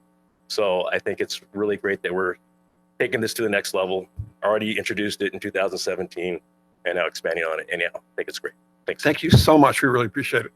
Arturo Angeles, very nice to see you. Thank you. Hi, good evening, Mayor, City Council, neighbors. My name is Arturo Angeles. I've been an Ivy resident for 3 years now, but I've been in love with the community since I first visited the pier in 2007. So knowing about hearing about the overwhelming support for the ordinance, I'm gonna keep it really short. You all know, I mean, you've seen the pictures, the video of all the seabirds, the sea turtles with a straw and a spoon and a fork in its nose, the whales, beach whales with the stomach full of trash. So I wanna, if you vote in favor, I know you're gonna make me very proud. So I'm sure a lot of Ivy residents, you're gonna make us really proud.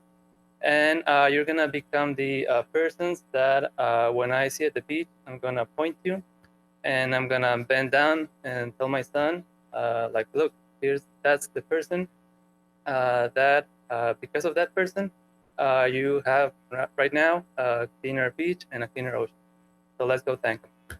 So I hope that you vote in favor, and I hope that, yeah.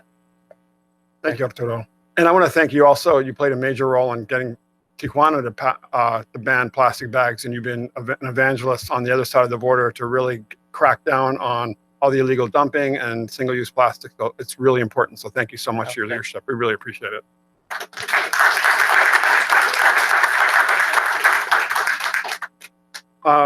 Marina Androla. After Marina, it's Magdalena Cerda. Hi, Magdalena. Ann Pilgrim, and then my neighbor, Robin Booth. There she is. Hi. Hi. So I'm a resident of IB for about a year. I actually have been coming back and forth for about 8 years, 9 years. Love this town, love the changes I'm seeing. Really love that this is an issue that you guys are willing to pass, I hope. And I want to say that I'm a little disheartened. Sometimes I go in shopping at grocery outlet or sometimes Vaughn's once in a while. And I stood there one time watching people buy plastic bags, one after another after another. And I would say I stood there enough where I didn't start crying and say, what the hell is wrong with you? So what I want to say to everybody in this room is to stop buying plastic bags. And I'm really glad to see this ordinance passed. I really got to hand it to Bethany for doing what she's doing. And the other restaurant that was mentioned, my family has an oyster farm in Northern California. We opened 4 restaurants. All of them are completely free of plastic. We have no single-use containers that go anywhere. And that's a significant expense, but the cost of that has come down greatly. I want to see children being educated on the importance of this, because after all, it is their world they're going to inhabit, and we're going to be long gone. So I want to see, I don't know yet how exactly, actually William Bay was the first guy I met when I came to, we were parked next to each other surfing. And we started talking, and so I'm really glad to still be his friend. But anyway, I got, yes, and we're still paddling, not as quick as we were surfing, but I gotta say, anyway, I wanna help support this effort. I do a lot of outreach on, I'm a writer, and I do a lot of outreach, and if there's any way that you need me to, like, I don't know, talk to the kids or create some kind of an award system for restaurants for getting on board. I also wanna say that Maine, just this morning, the whole state of Maine is styrofoam free. So that's, we are, at the forefront of what California can do. And I think we need to be an example for other beach towns around the country and around our state especially. But anyway, thank you. So thank you so much. We really appreciate it. Magdalena Cerda. Did you have a translator? Okay. Buenas tardes a todos. Gracias por escucharme. Good afternoon, everyone. Thank you for listening to me. Yo trabajo con organizaciones de justicia ambiental de los dos lados de la frontera por casi 20 años. I work for environmental justice organizations on both sides of the border for almost 20 years. Les quiero comentar uno de los estudios a los que tuve acceso. Después del Tratado de Libre Comercio a 10 años, uno de los peores resultados que esto dio fue el colapso de los basureros de las principales ciudades de México. So I want to share with you some of the results from a study. After the NAFTA agreement, the amount of trash in municipal facilities has increased a lot.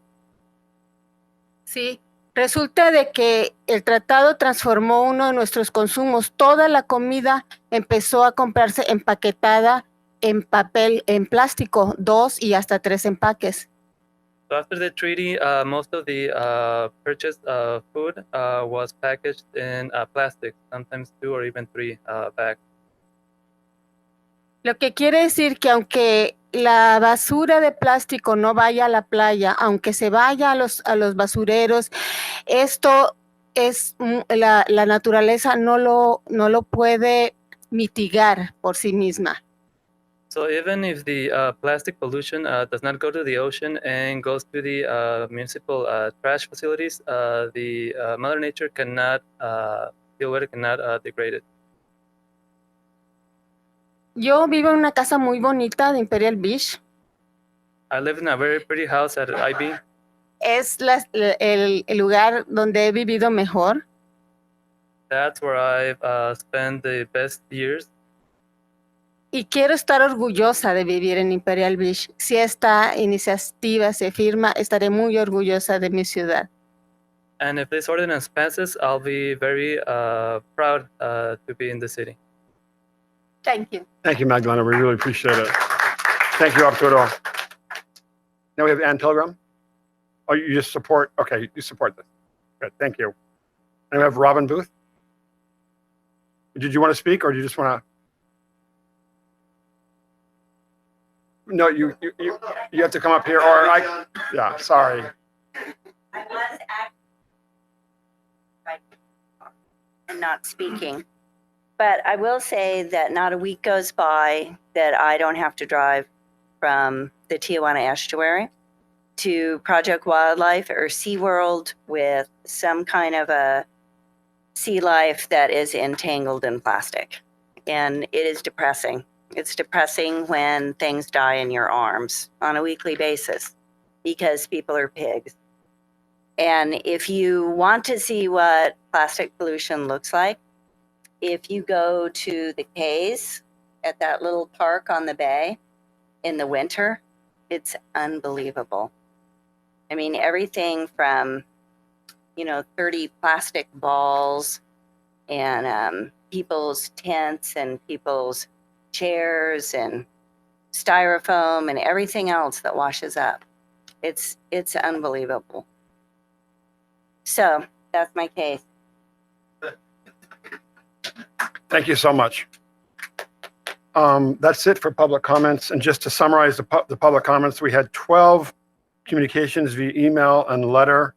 Of those, no one was really opposed to the ordinance, although one person did say that I like to run around naked eating nuts and berries. No, I do like to eat nuts and berries, but not necessarily naked.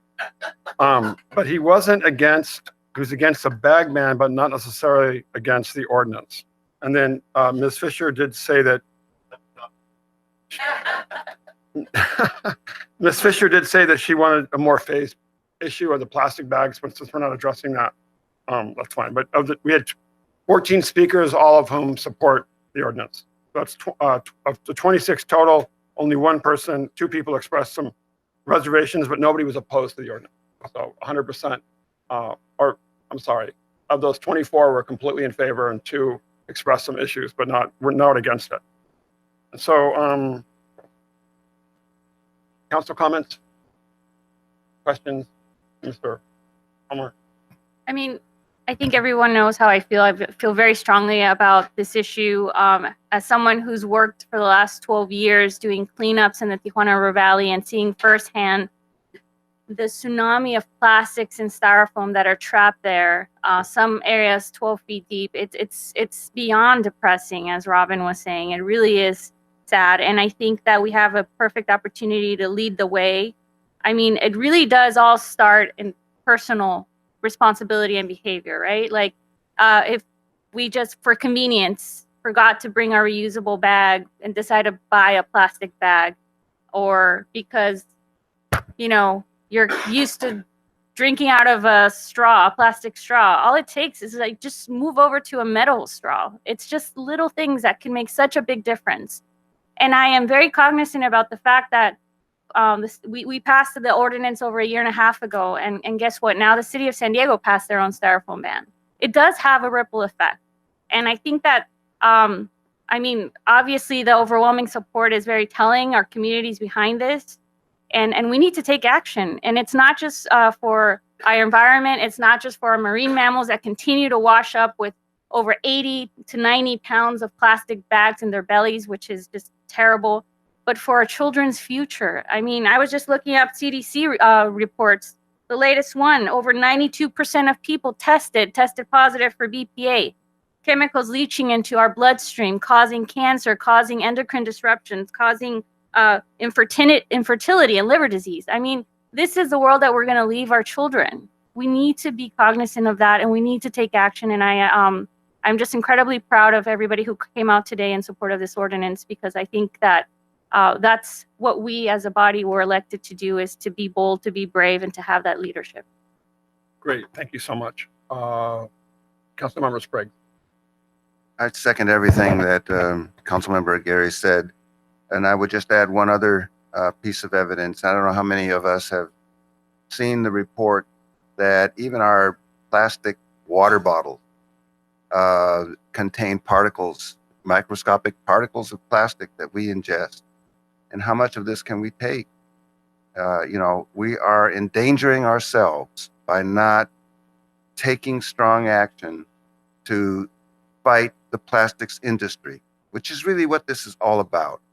This, like so many of our issues in this country, so many of the things we're trying to deal with, climate change, it's an industrially supported problem that finds its way into political contributions and inaction by our government on so many levels. And, we can look at all of the different challenges we face, healthcare, et cetera. These are large industrial groups that are driving our lives. So this is an area where we have an opportunity to do something about as a community. We can't always fight all the issues, but when it comes to this council and this community have power, and I really believe we should exercise it with this ordinance. Thank you so much. Mr. West. Both of my colleagues well said. I think that's exactly right. When we originally passed the Marine Protection Ordinance, I expected all my friends from Surfrider to call me and be like, yeah, good job. And you know what I got from everybody? And on a lot of members of our community, you guys didn't go far enough.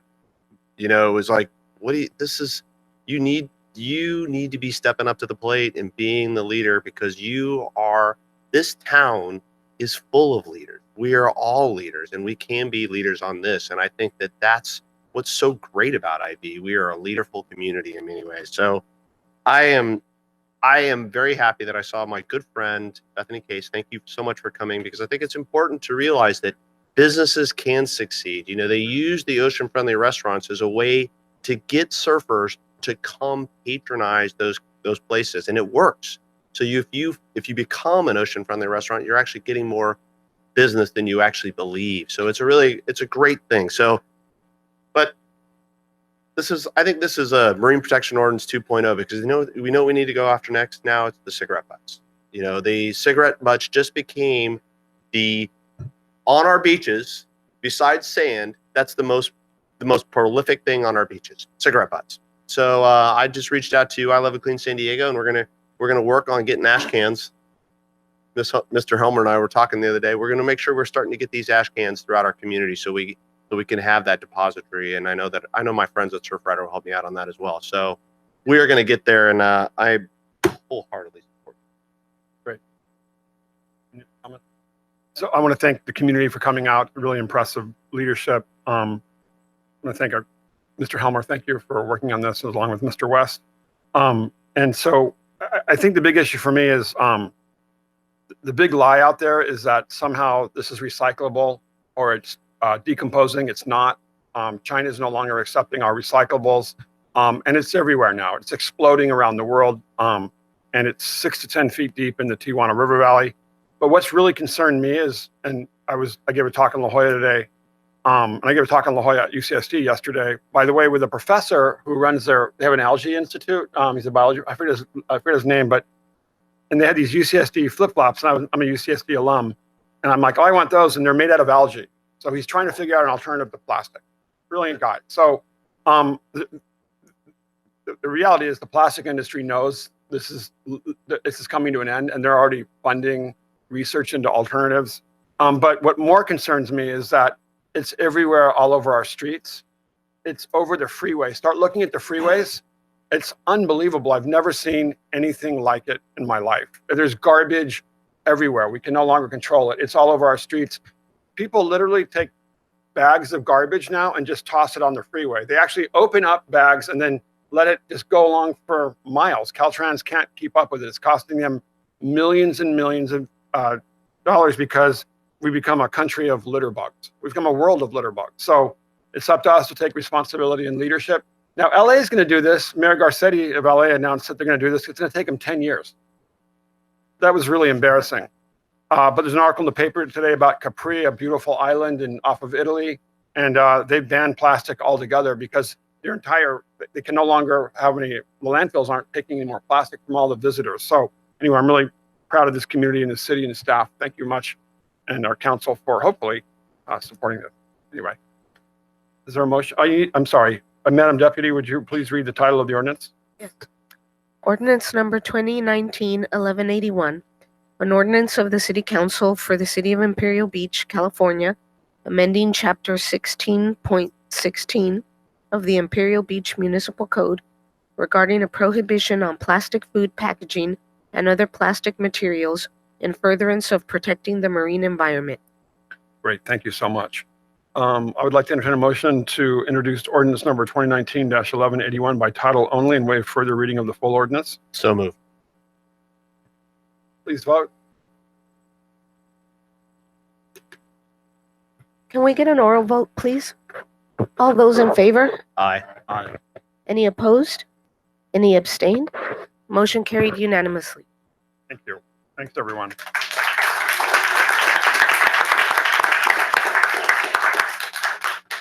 Now we have report 5.1, resolution number 2019-80-8037, supporting AB 1080 and SB 54, California Economy and Plastic Pollution Reduction. Environmental and Natural Resources Director Helmer will give the report.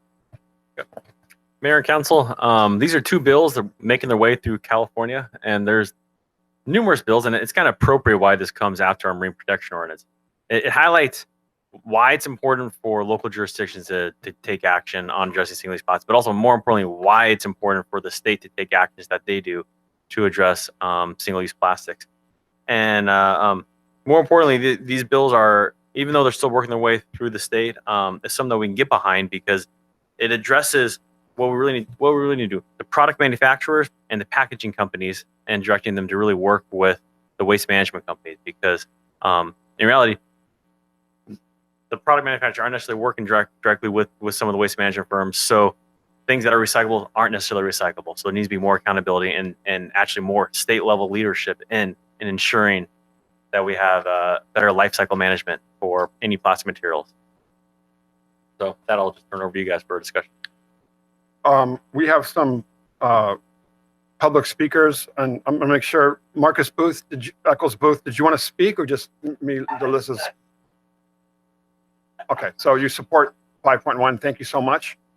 The Wright family, did you want to speak or just support? I know they were here. They're on record supporting 5.1. Arturo Angeles, did you want to speak or just acknowledge your support? I'm sure he was here. And then Robin Booth, you're here to support 5.1. Thank you so much. And by the way, never mind, I'm not gonna say anything. I was gonna talk about the tortoise, but I'm not sure why it was important, but why it's related to plastic, but we don't want to see any of the Booth family's tortoises eating plastic anywhere. Turtles are standing up around the world against plastic. Oh, anyway, it's kind of an inside Donix Avenue joke, sorry. Anyway, any additional questions, comments from the council? So I have a question. I think one of the recommendations was to approve a letter sent by you and on behalf I of think the it's a city. resolution. Yeah. But wasn't one of the recommendations to Yes, and we'll send a letter of support from the mayor. if I may, I'd just like to make a suggestion Absolutely. that that their bill 1080, Assemblywoman Gonzalez, to go further. I think that's something that we can ask of them, and it's something that we should suggest. I mean, it's just a suggestion. Yeah. I think 2030 is way too far out. Right. Exactly. Great. I would like to entertain a motion to approve resolution number 2019-8037 in support of AB 1080 and SB 54, establishing the California Circular Economy and Plastic Pollution Reduction Act, and authorize the mayor to send letters of support on behalf of the city of Imperial Beach with the recommendations of Councilmember Aguirre. Please vote. Second. Sorry, Sorry, we're having technical difficulties. Can we get an oral vote, please? Sure. All those in favor? Aye. Aye. Any opposed? Motion carried unanimously by those present. Mr. Thank you, Sprague. everyone. recused himself? Mr. Spriggs stepped out. He's absent. Mayor and Council, I think we are ready to resume on the previous item that was continued. Item 3.1, and Councilman Spriggs should be stepping back in, but sorry for the confusion. I believe that we will be able to address the issue that Councilman Spriggs, as well as Councilwoman Aguirre, was questioning about the ordinance.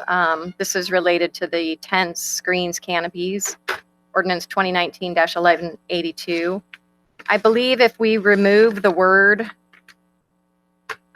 overnight, and we just have the language between 10 p.m. and 7 a.m. throughout the ordinance, that would accomplish the purpose. And I did run that by Councilman Spriggs. Maybe he wants to speak to it. And I believe there's one other area where it should say 10 p.m. and 7 a.m. instead of sunset and 7 a.m.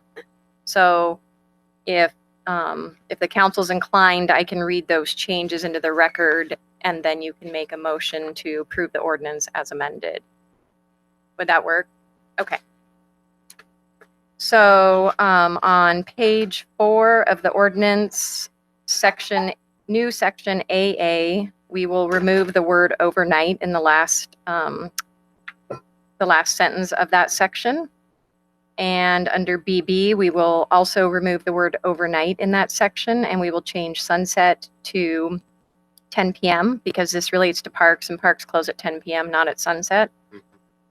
And then when you go to page 5 of the ordinance, under 12.60.165A, again, we will remove the word overnight in the last sentence. Under item B, last sentence, we will remove overnight. And then I believe the last area where that is listed is on page 7 under section U. Again, removing the word overnight in that last sentence. So those are the changes as the ordinance was presented. Section S on the same page. Oh, so sorry. Yes, you're right. So section S on page 7 would also remove the word overnight, and it appears in the first part of the sentence there on section S. Everybody okay with that? So I would move that we adopt the ordinance as amended, as introduced. Second. Vote. Okay. Vote. All those in favor? Aye. Any opposed? Any abstain? Motion carried unanimously by those present. Mayor Medina is absent. And Mr. Mayor Pro Tem, we do need to read the title of the ordinance. Right. the title of the ordinance is Ordinance number 2019-1182, an ordinance of the City Council for the City of Imperial Beach, California, amending chapters 12.56, 12.60, and 12.68 of the City of Imperial Beach Municipal Code related to tents, screens, canopies, and camping. We don't need to do it again, do we? We're done, right? Okay, so now we're going to go back to the 5.2, the informational follow-up discussion regarding short-term rentals. And Assistant City Manager Douche will give a report. Thank you, Mayor Pro Tem. And do we want speakers now or later? After, okay. Thank you, Mayor Pro Tem, Patton, and members of council. So about 2 weeks ago at your April 17th meeting, there was our sort of annual report out in terms of the status of short-term rentals in Imperial Beach. There was the identification of those areas that they're permitted in, the number that we currently have, and some of the those that are in improper zoned areas.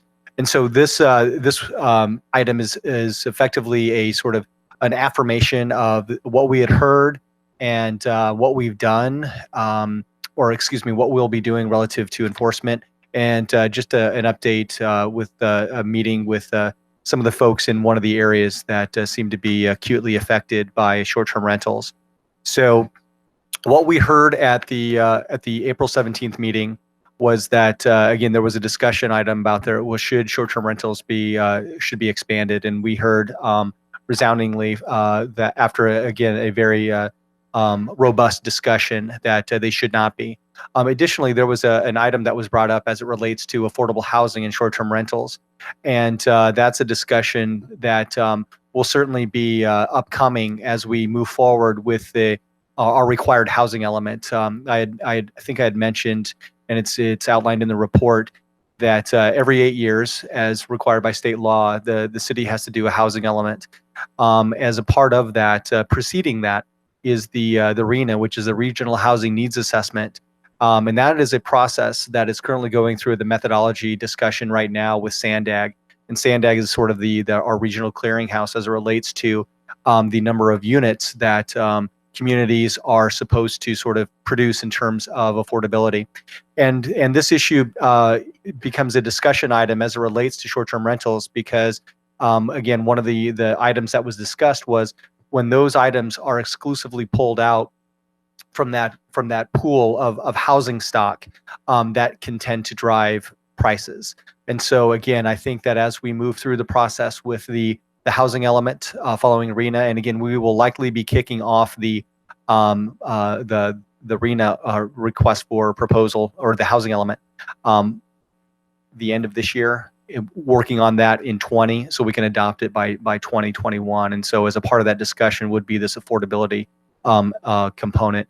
Again, I would like to just indicate that as a follow-up to the meeting, because again, we had heard at the April 17th meeting some of the issues at the Bernardo Shores area.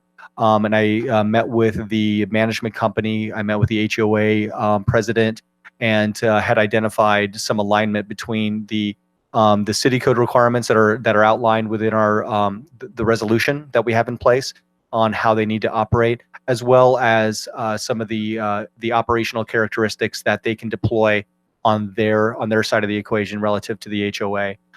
So one of the elements for short-term rentals within HOAs, which is very common in communities that have HOAs, is that preceding an application to the city, that there would need to be an authorization letter from the HOA. And what that does is it aligns the sort of processes, so one doesn't get in front of the other. And so again, any of those requirements that are required in the city code can be sort of aligned with the HOA. And so again, that's just sort of a snapshot of what we had heard, and staff would stand ready for any questions you may have. Great. Thank you so much for addressing that. We have a number of public speakers. We have a lot, so if you could restrict yourself to 2 minutes, that would be great. And I want to thank everybody. We had 1, 2, 3, 4, 5, 6, 7, 8, 9, 10 people provide letters and comments on this issue. So I want to thank all of really new residents of Imperial Beach for thoughtful emails and letters about this issue. People have obviously spent a lot of time thinking about it. Either those who are concerned about short-term rentals or those who like short-term rentals. So anyway, we appreciate all the thoughtful comments and discussion. John Kelly? John Kelly here? Yeah. So you just want to reference your letter? Or yeah, sure, yeah, of course. I don't want to step on anybody else's toes or speak later, but they're more prepared. This is your time, not anybody else's. Don't worry about it. All yeah, right. There you go. Mr. Mayor, You City have 2 Council, Imperial Beach. Relatively new resident in Imperial Beach, couple years, but I've lived and worked in Coronado, Imperial Beach for the past 16 years. We've seen an issue with short-term rentals in our community, and I'm a very big personal property advocate. I mean, I was born and raised in Texas. Individual rights, I'm very big on. I lean more towards libertarian. And I don't like telling people what to do with their property. However, when it affects a small community and you're impugning on other people's right to services and to live cleanly and respectfully, that's when I have an issue, because now you're encroaching on other people's personal property and rights. It's really, really good to see that this community cares about the environment. And this is the first city council I've ever been to. So these short-term rentals, I don't have a problem with them. My problem is it the use of the facilities? They're misrepresenting how many beds they can sleep. There's a overuse of the plumbing. We're talking about the environment, and it's extremely important to be good stewards of our environment and our community. but the environmental impact for the community and for the environment with all this overabundance of short-term rentals, especially with Dollar General, Dollar Tree being right there, people going by these quick plastics, they come in, and the amount of trash that you see on trash day is excessive because you have 12 people in a short-term rental putting all their trash in there. And so I think it becomes, and then you have vagrants who come in. We've had an issue with them coming and digging through our trash and having trash on the street. We live in a society now where more and more common courtesy is going away. People are entitled, and it's this I got mine mentality that's not right. These short-term rentals will slowly affect our residents in our community and our property values. These people don't have any vested interest in our community. As soon as the property values dip, they will sell, and then they're gone, and then we're left with the issues. Again, I support property values. I mean, individual rights, but at the same time, we also need to do what's best for the community in Imperial Beach. And an overabundance of short-term rentals, I don't think is that. I think there's a way around it, but the problem is people take advantage of any system you put in place. The counting on the good nature of people is kind of in the past. That's why we need to establish a set of rules that everyone can agree to, and then we can all live without any type of conflict. That's just kind of one of the things I wanted to bring up. More people are going to say more, in depth with a lot more statistics and everything like that. But thank you. Thank you so much, Mr. Collier. Appreciate it. I went to grad school at UT, so I appreciate that. Texas. I went to grad school at UT in Austin, so I appreciate the Texas individual liberties. Anyway, and the Longhorns. Kelly will be followed by Katie Saad, and then Peter McVeigh, and then Harold Dreis. Hi guys. I spent like 10-15 minutes looking at the comments left by people who stay in our community, and I just wanted to read those. I screenshot some, just kind of elucidate the type of groups that are staying there, the type of people, their intentions to stay there. All right, this one says, our group of 3 families had a blast here. Plenty of room for our party of 9. There was 10 of us. Great weekend getaway with 6 couples. That's 12. The downside to this house was the parking we had more than two vehicles. Highly recommended for large groups with 4 comfortable bedrooms, 5 big beds, 4 queens, 1 king. This one says hosts weren't strict at all. I stayed here with my 8 bridesmaids, so that's 9. We were 8 persons. This one says suitable for big groups. I have a screenshot of a rental that is advertising a bed in the common space. So the bedrooms weren't enough, they put a bed in the living room. Now, that's not every unit, but it's like the 80-20 rule. 20% of them cause 80% of the headache. To the homeowners that are here tonight that rent their units, I'm going to assume you're not the problem because you cared enough to show up. And thank you for not renting to large groups. We appreciate it. If you live here full time and you have not had an issue with any of the short-term rentals, truly consider yourself lucky. You probably don't share a wall with them. You probably don't share a courtyard with them, or you don't live that close. You might not have tried to use the pool or spa during the summer or weekends. Kind of it. I wrote a letter to y'all about our concerns. Kind of reiterate what my husband said. We're not totally against it. I think it needs to just have a handle on it. The current regulations in place obviously have not been enough. Thank you for your time. Thank you so much. We I'll appreciate give you a it. copy of Katie Saad, followed by, again, Peter McVeigh, and then Harold Dreis.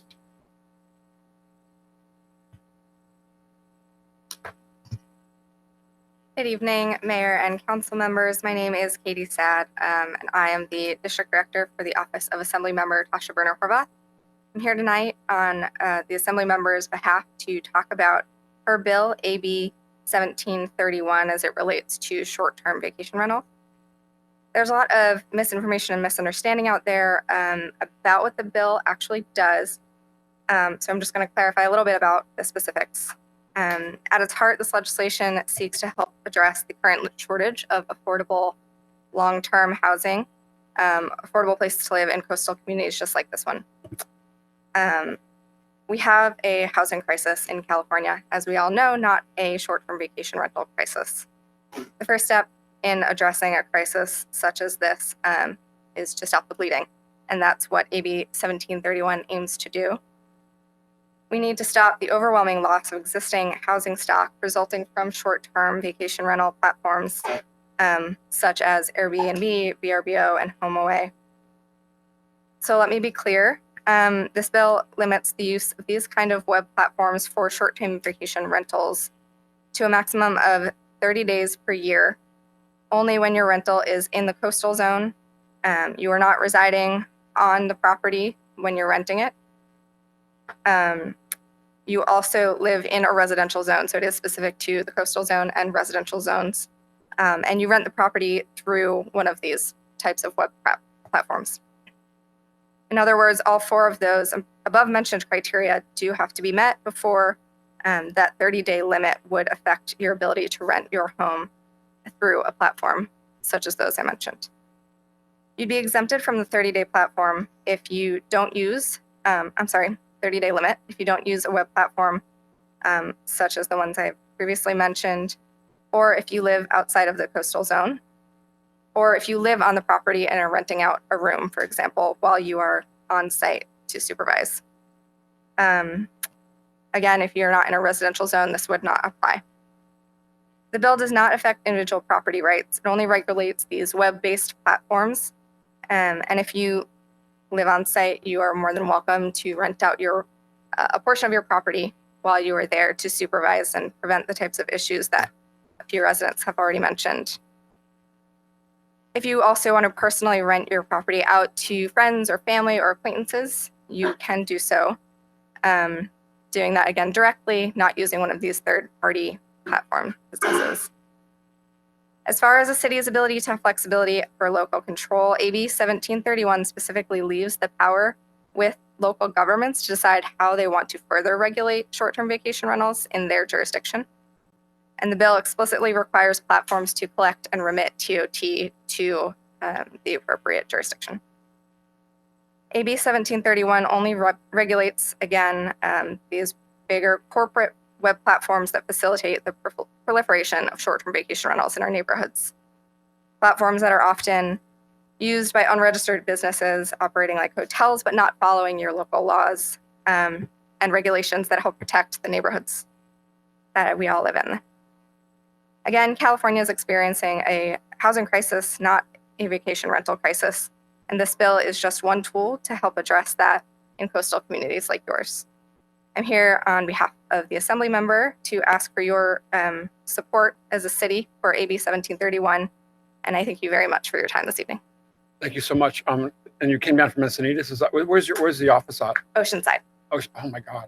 Thank you so much. I didn't realize it was that far when I asked the Assembly member to send someone down. But it's an important issue, so I appreciate it. It is a very important issue, no, and I appreciate it. Are there any questions about the bill at all from any of the council members? And anything I can't answer tonight, I'm more than happy to send you. I can leave my cards as well. I just have one sure. comment. Assembly member Werner Horvath came to our Coastal Cities group in Sacramento last Wednesday and made some of the same points that you did. And one of the points that we, because we had an earlier meeting the week before looking at this bill, and the leadership group of the coastal cities, which is 6 people from the 6 different coastal districts of California, were leaning against it because it's difficult to read and interpret as written in the way that you've described it now. It doesn't clearly look like it only applies to platforms. It looks like it might preempt local jurisdictions from regulating in this area. And if I think those points could be made more clear in the actual language or the preambular language, it would go a lot farther. I really appreciate that comment. And I absolutely understand that it's a bit complicated to understand as it's the legalese is written, but maybe if we could have a more clear summary up at the front that clarifies these points, that would be helpful for everyone. Mr. Spriggs, maybe you could also provide some comments to Ms. Sad and the Assembly member, specifically just restating that might be helpful as well. Yes, we did provide that feedback Oh, you to did? her Okay. directly. Oh, good. face-to-face. Okay. Yep. Thank you so much. And I'll relay it to Sacramento as well. I really appreciate you coming down again. I'm so sorry. I didn't realize it was an Oceanside, but it's really No, it's- important. And I really do appreciate the being here. It's my pleasure. Thank And you you for got having to me. see the other cool beach city in San Diego County. It is a cool city. Good. Anyway, Thank thank you you so guys. much. Thank you. And we have Peter McVeigh. Hey, good evening, Mayor, council members, staff. Thank you. My name is Peter McVeigh. My wife Candace is also present in the audience. We are full-time homeowners and occupants of Bayside Landing. I'm going to speak to you a little bit differently in a little bit different narrative. I believe my wife sent you an email, Mayor, a couple after the last meeting. We moved in. We were the third people to close on our unit. We were the second people to receive keys. So we saw the program or the actual project grow around us. So we've been there literally since the first part of the development. We've had a very different experience. We've seen obviously owners occupy their spaces. We've seen short-term renters and we've seen long-term renters. Everyone alike. As owners who occupy our place full-time, we absolutely are here to support short-term rentals. We have had fabulous experiences almost across the board with everyone, mainly because like parking challenges associated with our development, the short-term rental opportunities that are existent in our development were disclosed at closing, right? And during the purchasing of your property, you knew what it was zoned for and the opportunities that presented there. So, that's one of the reasons, just like our parking issues, we knew how many parking spaces were going to be given to, visitors and guests. Like that, we understood what our place was zoned for and the capabilities that came along with that investment. We were a little shocked to the rhetoric regarding short-term rentals at the last meeting. So we thought we'd show up today and just sort of I think squash some of the, I think there's a little bit of inflammatory sort of comments. We've had, again, nothing but great experiences with our short-term rentals. Our experience with long-term renters, I guess, have been very, very different. But again, everyone has different experiences. We had a long-term renter that was directly across from us. They had both themselves and their both extended families living in their home. So there was, more than 12 occupants in a long-term rental. So it's, they have since, moved and broken that rental up. But there's issues that exist in, I think, in every facet of kind of what you're going to experience. I would like to encourage people to understand that there's second and third order effects to hasty and sort of unnecessary action. IB is a unique city. We're new to it. We came from Coronado. The short-term rental opportunities that exist here do continue to set IB apart from a lot of other communities like Coronado, and provides, opportunities for those for younger investors. We need to capitalize off those opportunities and the benefits that it provides to our city. Access to the coast. I mean, it does give families and more people access to beach communities. It increases wealth and disposable income and investment to middle Americans. Those getting started in their first home gives them the opportunity to do traveling when really their disposable income doesn't allow that. When they're gone, they can absolutely rent their place out. Pcsing military families. This is near and dear to my heart. My wife and I are obviously a military family. We see families come in all the time who are just stopping in their transition, either in or out of San Diego. It's a very unique opportunity. It affords them a place that is much more habitable for their families. And then obviously, growing families looking for vacation opportunities and access to California, which is not cheap. So again, a lot of people talk about compliance. I would encourage people to give compliance a chance. We are a brand new community. Our HOA has been dealing with a ton of issues like closing out the project. I think that the owners that are... Can you wrap it up? It sounds like you are. Yeah, I'm sorry. So basically, our homeowners, I don't think they're deliberately trying to be defiant of the rules. I think that they just need clear guidance on what the expectation is. We've looked into it. I didn't know that there was a square footage, issue. All right, cool. I just think that some of that's just a trending issue with Airbnbs. And if that was a clear guidance, I think that it would be very easy to wrap that up. Talk about the pool issues and people using facilities. Those are already in our CC&Rs. Short-term rentals are not supposed to be using that. That's an HOA guidance and policy that they need to enforce. So again, I'm more compassionate with those who have negative experiences with short-term rentals. I have to say, having been there for as long as we have, it is absolutely the exception and not the standard. So I thank you for your time. Thank you guys. Appreciate it. Have a good Thanks, and thank you for your service. We appreciate it. Mr. Dreiss, did I pronounce that correctly? Yeah. Good. Great, thank you. And then Mark Klugman, followed by Nancy Blevins. Thank you, Mayor, council members, staff. I appreciate the opportunity to address you on the STR matter. I'm a native San Diegan. My parents are retired detectives from San Diego, still living in IB after 40 years. I grew up and learned to surf in IB. I love IB. I've watched the incredible growth and quality of the growth here in our community. I've managed a family vacation condo on Seacoast for the last 15 years, as well as being a resident. I'm a homeowner at the new Bayside community as well. And I'd just like to say, care and share. I know that all the homeowners of Bayside community care about their community and their properties. Those that live there permanently, those that rent their places long-term, and those that are renting them on a short-term basis. The ability to rent short-term allows, I don't think there's an excessive amount of STRs in Imperial Beach. We know that there's specific areas on Seacoast and now Bayside community. We have, my experience has been excellent with the people vacationing and staying with us. 98% of the experience has been wonderful. They're very gracious. They enjoy the city, the beach. They're here to enjoy San Diego. We need to share our community. These people are coming from frozen, snow-ridden, or extremely hot 120-degree weather, and they need an affordable opportunity to bring their families to enjoy our fine city, and we should welcome them. They're providing tax dollars to our community. They are providing income to our vendors and to the store owners. They're spending money here, and we should welcome them to do that. Obviously, in areas that are not allowed to do STR. If you could wrap it up, that'd be great. Yeah.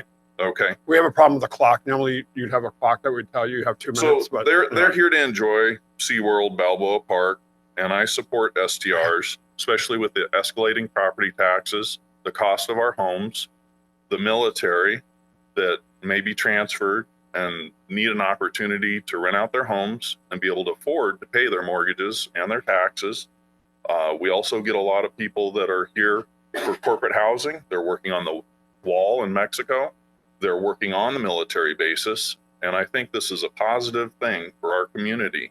And I would say that there are plenty of homeowners that have experienced tenants or other homeowners that are not as gracious, where they're experiencing bad situations of trash and cars from other homeowners or long-term tenants. My experience with long-term tenants is they wreck my properties and they don't pay their bills. My experience with short-term renters, they're gracious and we welcome them and they pay their bills and it allows me to pay my mortgage and my taxes. I think it's a positive thing for this community and we should learn to coexist.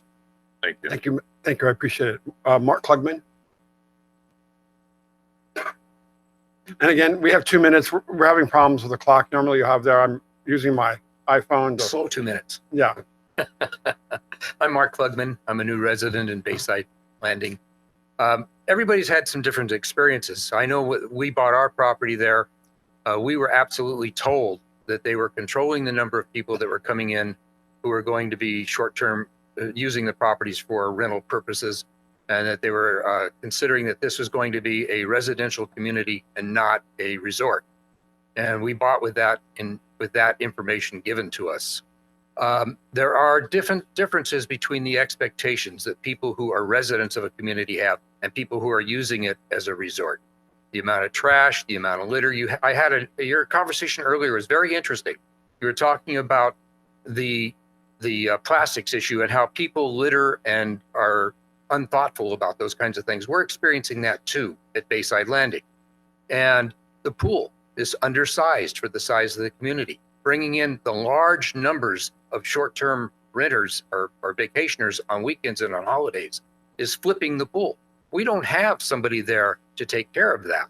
We don't have on-site management to take care of the issues that arise when you've got people that are being disrespectful to the property or to the other people that live there when they're partying late into the night around the pool. There's no one that can go out there and stop that. There's no one that you can complain to the next day that's on a management team. There's nothing like that for us there. It is a residential community.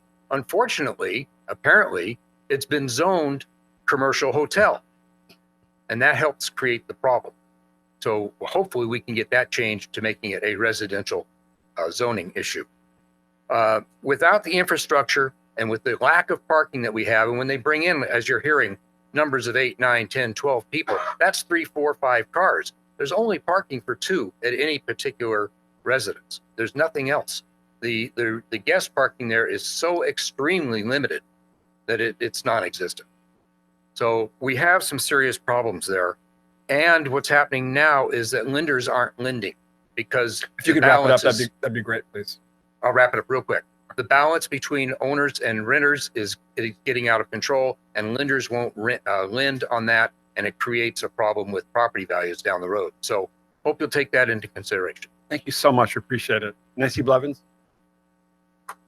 Nancy's followed by Frank Rogan, and then Paige Annan, and Dick Pilgrim, and Anya, I think Schmidt, but I can't read it. But anyway, go ahead. Sorry. Mayor Medina and the council and staff, thank you very much for having this item on the agenda and allowing us the opportunity to speak and convey our concerns and thoughts to you.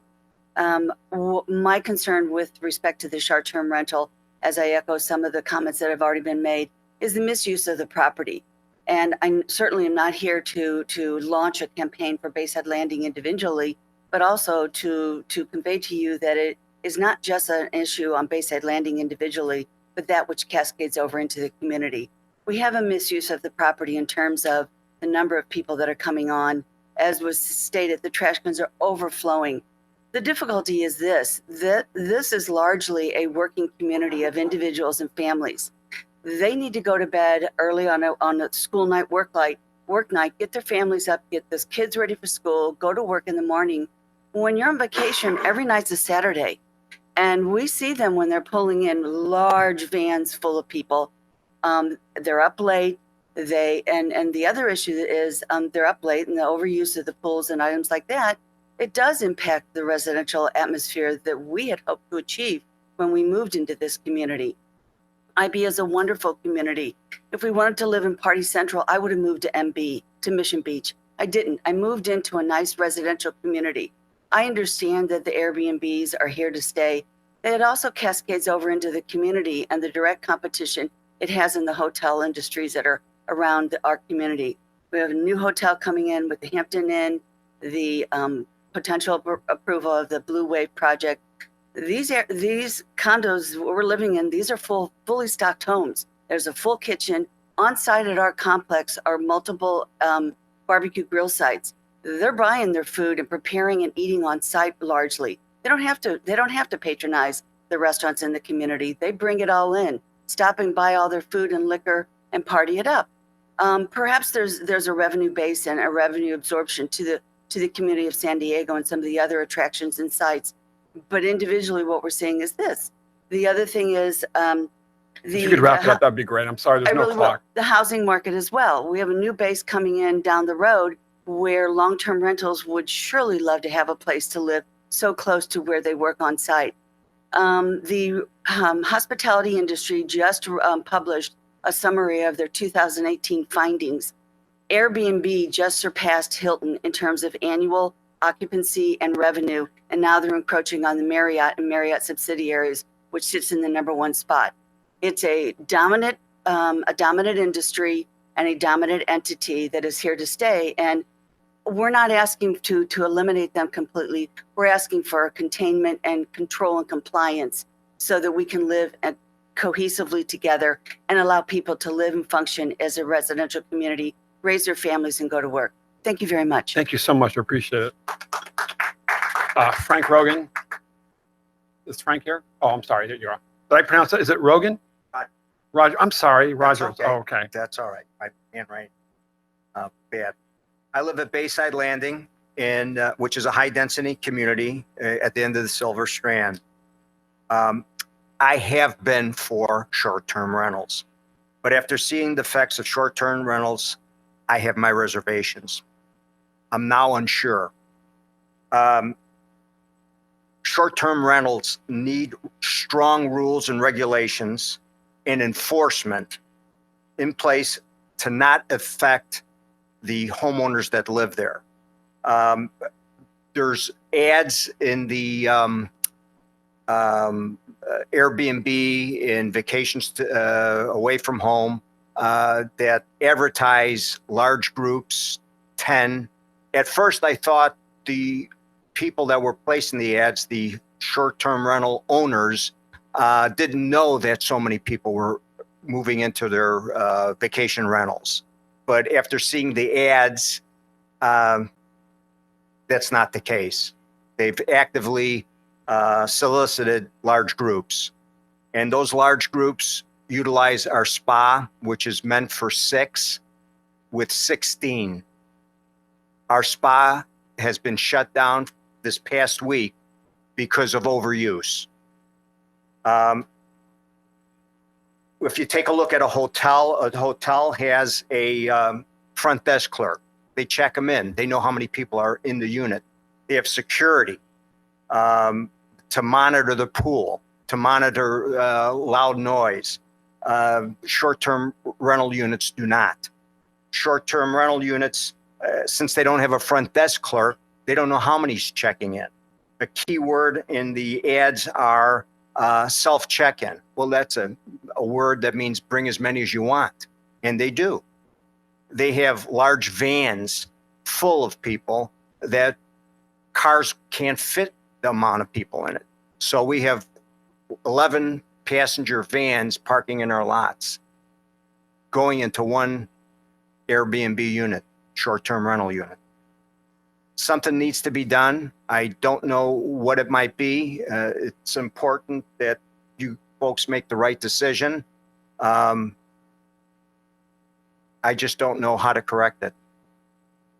Thank you so much. We really appreciate your feedback. Paige Annan. And again, I apologize for the problems with the clock. Hopefully we'll get that fixed, right?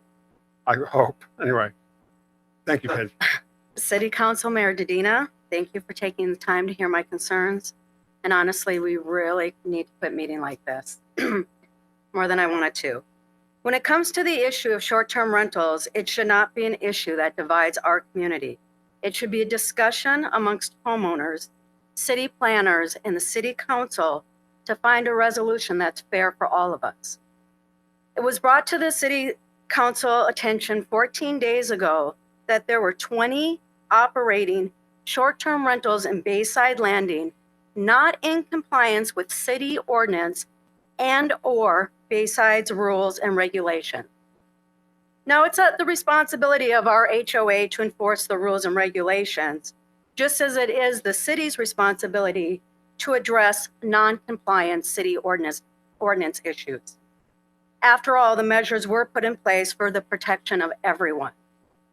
You giving us the opportunity to address these concerns tonight shows me that we are absolutely headed in the right direction in getting this resolved.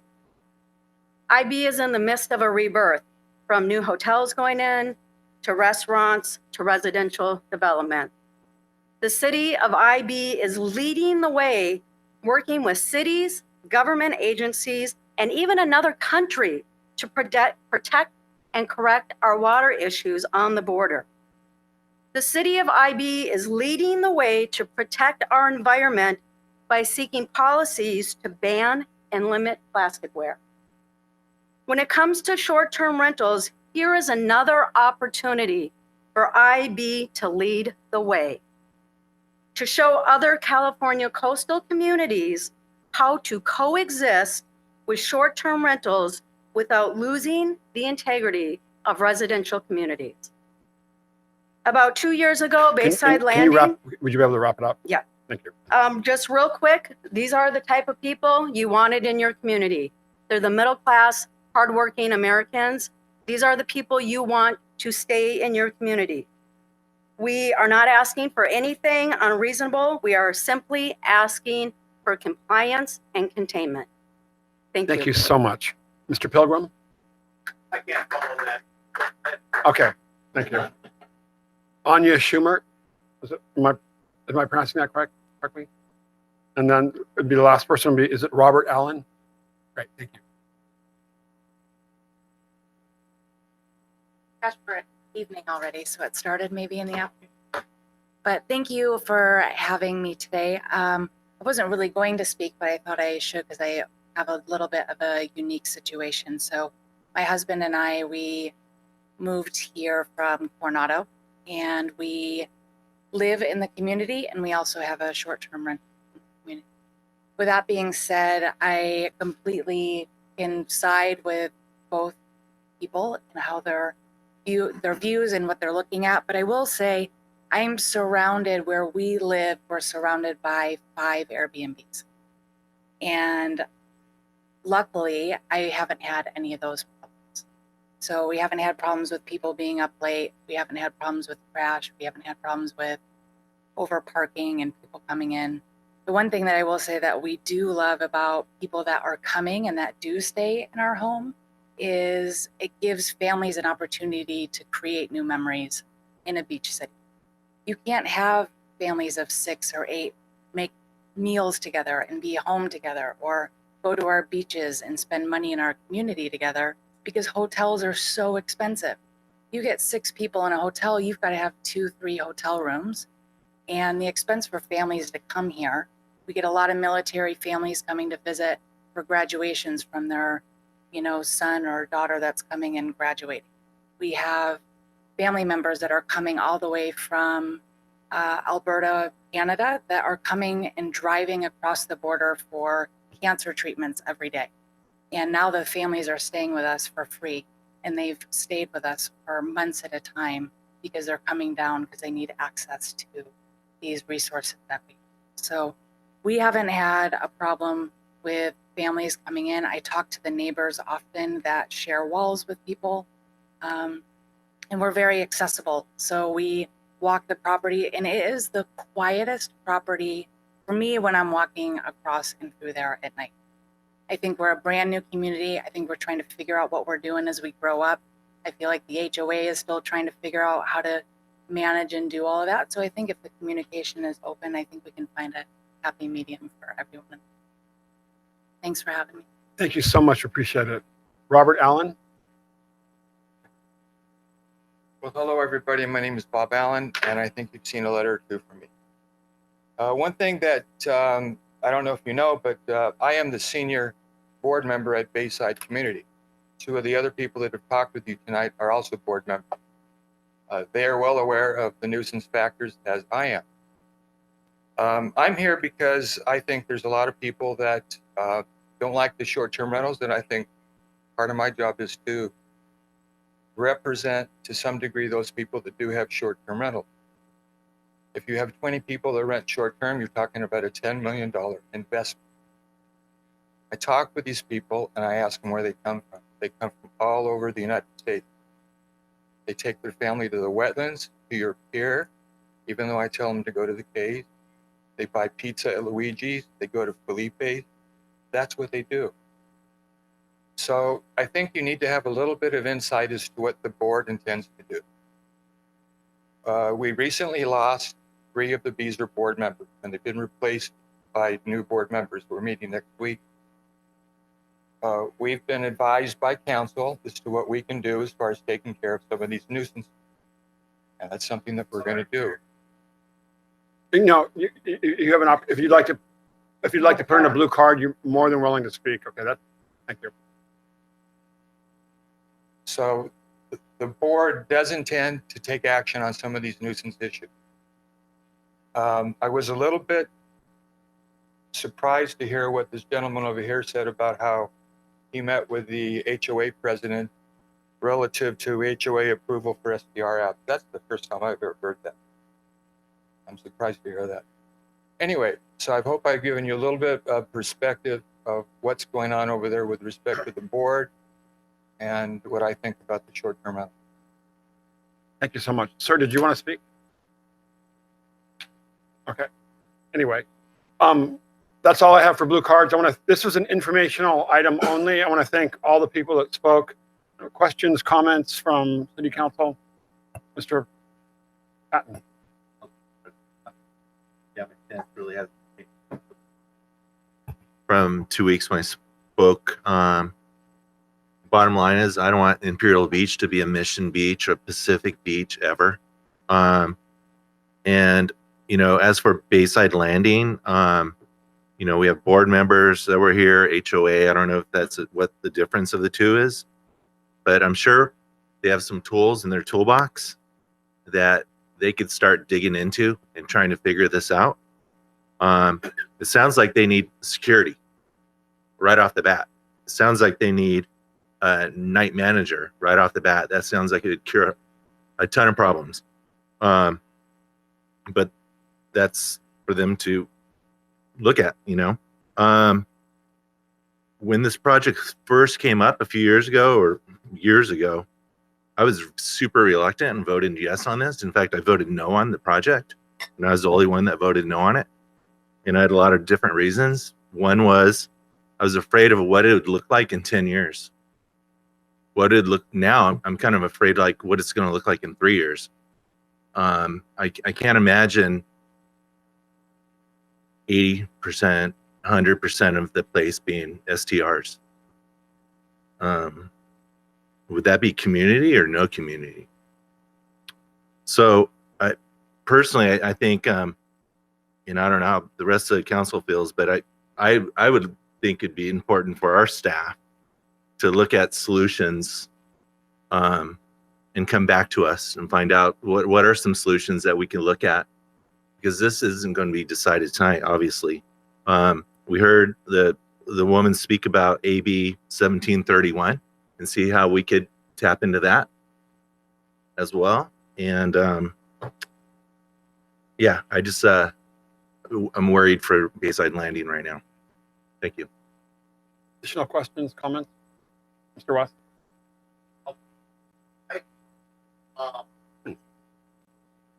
I really appreciate Councilmember Berner Horvath bringing one of her aides down into attendance, because I spoke on the phone with her about these short-term rentals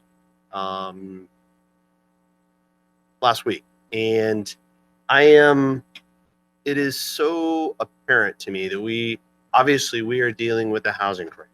We have this affordability crisis. Airbnb is taking over a lot of our communities. It really is. I mean, there's something to say about that. We, in fact, I don't know if you saw, but on the same article that talked about how Airbnb had just passed Hilton is actually becoming an Airbnb as well. So they're actually opening up their own. So it was kind of an interesting. But I have a couple of questions, and one is for City Manager Hall. If in this area that is built, when they decided the project, were there any stipulations on when that project was built? I didn't vote on this project, so I'm trying to peel back the onion. It was built as a commercial zone, in a commercial zone, right? I'm trying to figure out the reason why I'm asking, Andy, is I'm trying to go down this path of what was known to the people who bought homes in that community when they purchased those homes. What should have they been known? Well, at the time the project was approved, short-term rent, you're talking about whether or not they're allowed in that zone. In the MU1 zone, short-term rentals are allowed in that zone. And the reason that project was allowed to be built without commercial, like what you see in the rest, is that at least for a temporary period of time, there was a change in the zoning ordinance that allowed projects west of 7th to be built without the commercial on the bottom floor. So even though it is a purely residential development, it is in the commercial zone, and that's why the short-term rentals are allowed in that particular development. I don't know if that answered your No, question. no, no, that does, that does. So my next question is what would the Coastal Commission say about if we were to try to manage that district in the commercial zone? What would they say about, would we be allowed to do that? Or would the Coastal Commission come down on us and say, there is more to this than just this community? Yeah, I think the Coastal Commission's been pretty outspoken about their support for short-term rentals. So again, I would imagine that if Well, you're I think the approaching Coastal that, Commission yeah. staff has been outspoken. I talked to a Coastal Commissioner. I think there's a little difference going on.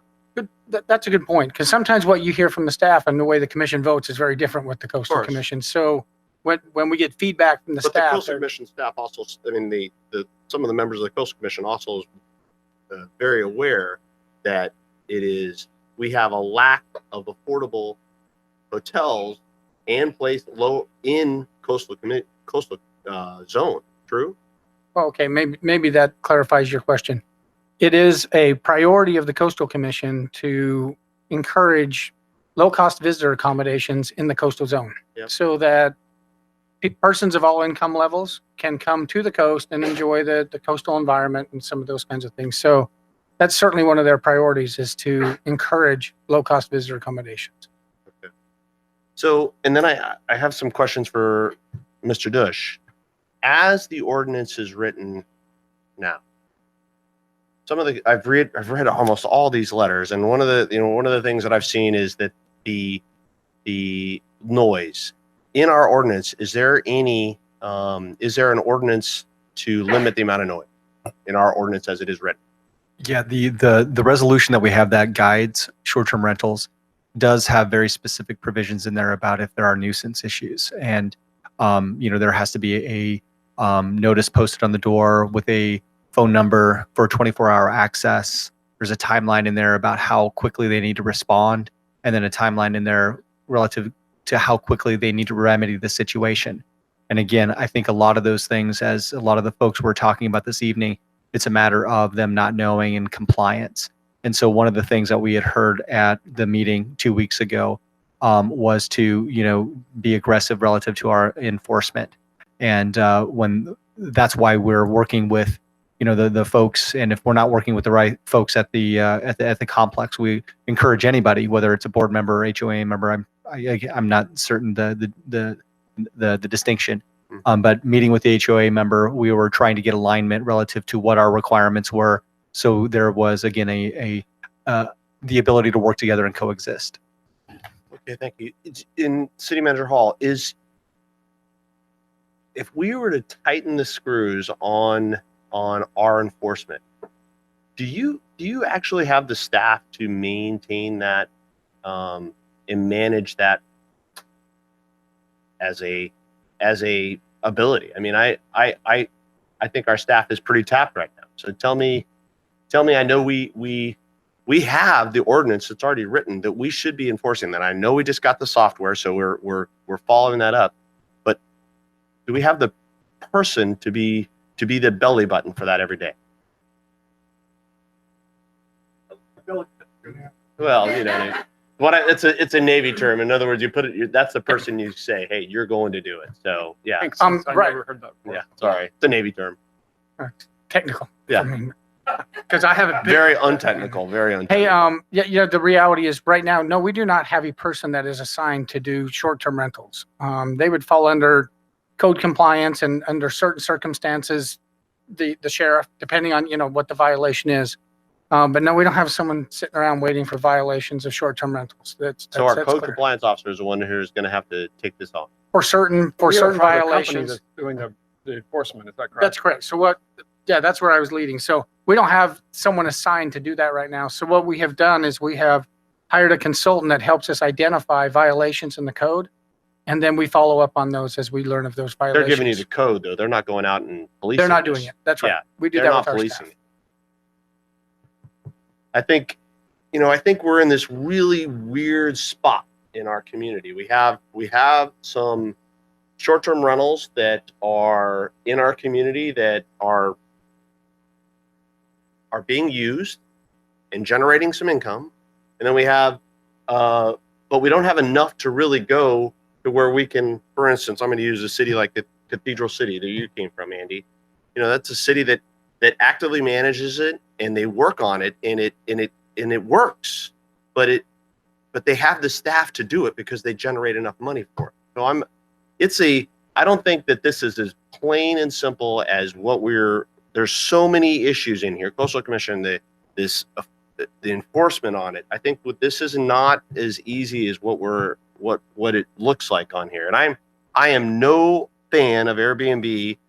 I know we have a housing crisis, and I know we have an affordability crisis, but all those things work together. So I think we have more to this than just what's going on right in front of us right now. So I am not. I think we need more details before we can actually get to make a decision on this. Councilmember Geary. I agree. This is not an easy issue, and I am extremely concerned that we will end up being a community like Mission Beach, a transient community. I mean, it's almost like it sounds like it's the Wild West out there in Bayside, and I'm really sorry that many of you move there with an expectation of being part of a working class community that has access to the beach and wants to just live a calm life. I mean, obviously, I know that there's some things that you guys need to address maybe internally as far as enforcement and oversight and security. But I'm already thinking like, what's going to happen with the project next door, the Blue Wave, right? I mean, if the Coastal Commission is requiring that we have low cost accommodations in coastal cities, I get it. I get it because we are a working class community and we want to make sure that people who aren't rich or have a lot of resources are able to also access the beach. But at the same time, what is precluding these projects from being at 100% short-term rental unit, you know, especially, you know, if we're providing density bonuses and for affordable units, for low-income affordable units, then what? I mean, can they turn around and turn those into short-term rentals? I mean, that goes beyond what we intended to do in the first place by giving them a density bonus if they're going to give us affordable or low-cost units. So I am extremely concerned, and I know that the zoning along Palm calls for that, and I don't know what the Coastal Commission's threshold is, and I'd like to find out, like, what is it that they're looking for? That any project have 10% short-term rental units available? 20, 30, 40? I don't know. What is that? I don't know what it is, but I am extremely concerned. And yes, it's not an easy issue, but at the end of the day, we are a small working class community that is family oriented and that we all want to have a good, high quality of life. And I don't know if this becomes a Wild West as far as short-term rentals, we'll be able to maintain that. So. Great, thank you, Councilmember Spriggs. Well, I appreciate all of the comments that have been made during public comment on this, and everything that my colleagues have said as well. I think that there are some really specific, clear issues here. I kind of want to bring us back a little bit to our agenda item and how that ties in with some of these related issues, and try to pin down what we need to be doing or thinking about for next steps. This agenda item is about strict enforcement of our ordinance. And that means in both the areas that where vacation rentals or short-term rentals are allowed, including Bernardo Shores, Bayside Landing, as we call it now. We used to call it Bernardo Shores because that's what was there before. Including that because there's non-compliant, non-paying, non-TOT paying vacation rentals there. So that's one issue. There are other areas where the city has authorized in our ordinance, which we fought over, 15 years ago, where there's non-complying, and you've talked about those. We need to enforce those. Then there are all the areas outside of the permitted vacation rental areas, namely mostly the residential remaining areas outside of the 3 commercial mixed use zones where there's a lot of vacation rentals that are illegal. And we've got to, according to what I understand the city's proposal is to the council right now, go after those and cease and desist orders or whatever. So this gets back to your question in terms of where's the horsepower, better than using a gender term, I guess. Where's the horsepower going to come from to do this strict enforcement in both the legal and the illegal areas? And how do we sustain it?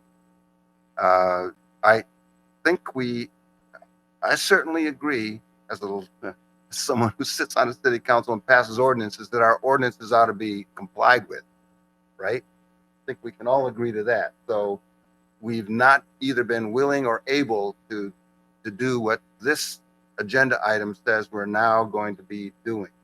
So I think a little bit more information about the how we're going to do it would be useful. Okay, so that's that part of it.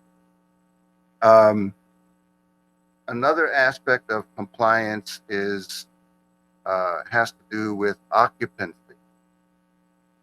And this is where we may get into overlapping between what we need to be doing with code enforcement in general and what's going on in Bayside Landing. We do have occupancy codes regarding our residential areas, do we not? Okay, so there are occupancy limits beyond which we start being concerned about public safety and overcrowding and parking and impact on neighbors and all of that stuff. I am a little fuzzy on what those occupancy standards are, quite apart from the vacation rental issue, but it's the same thing. And if we're going to talk about enforcement on the vacation rental side, we are dragging ourselves right into what's going on with these illegal vacation rentals. Are they exceeding occupancy in order to maximize profit, etc. All of us, use vacation rentals, and we know that vacation rentals are set up with extra beds. That's the idea. That equates to affordability, right? So over occupancy and affordability are opposite sides of the same coin, and also lending to profitability for the owner. So we're getting into stuff now that is going to go beyond our prior reach of regulation of, yeah, we're going to charge you for your vacation rental, or we're going to enforce it, etc., into whether there are occupancy standards that are being violated. And this is one of the issues that came out of, I think, the testimony we heard tonight that needs to be addressed, and that we need to decide how we're going to enforce it. Also raises the question, how do we do this? What are our resources? How do we recover the cost of this kind of enforcement? If we're going to have to, retain people or contract out just someone or an organization to do this.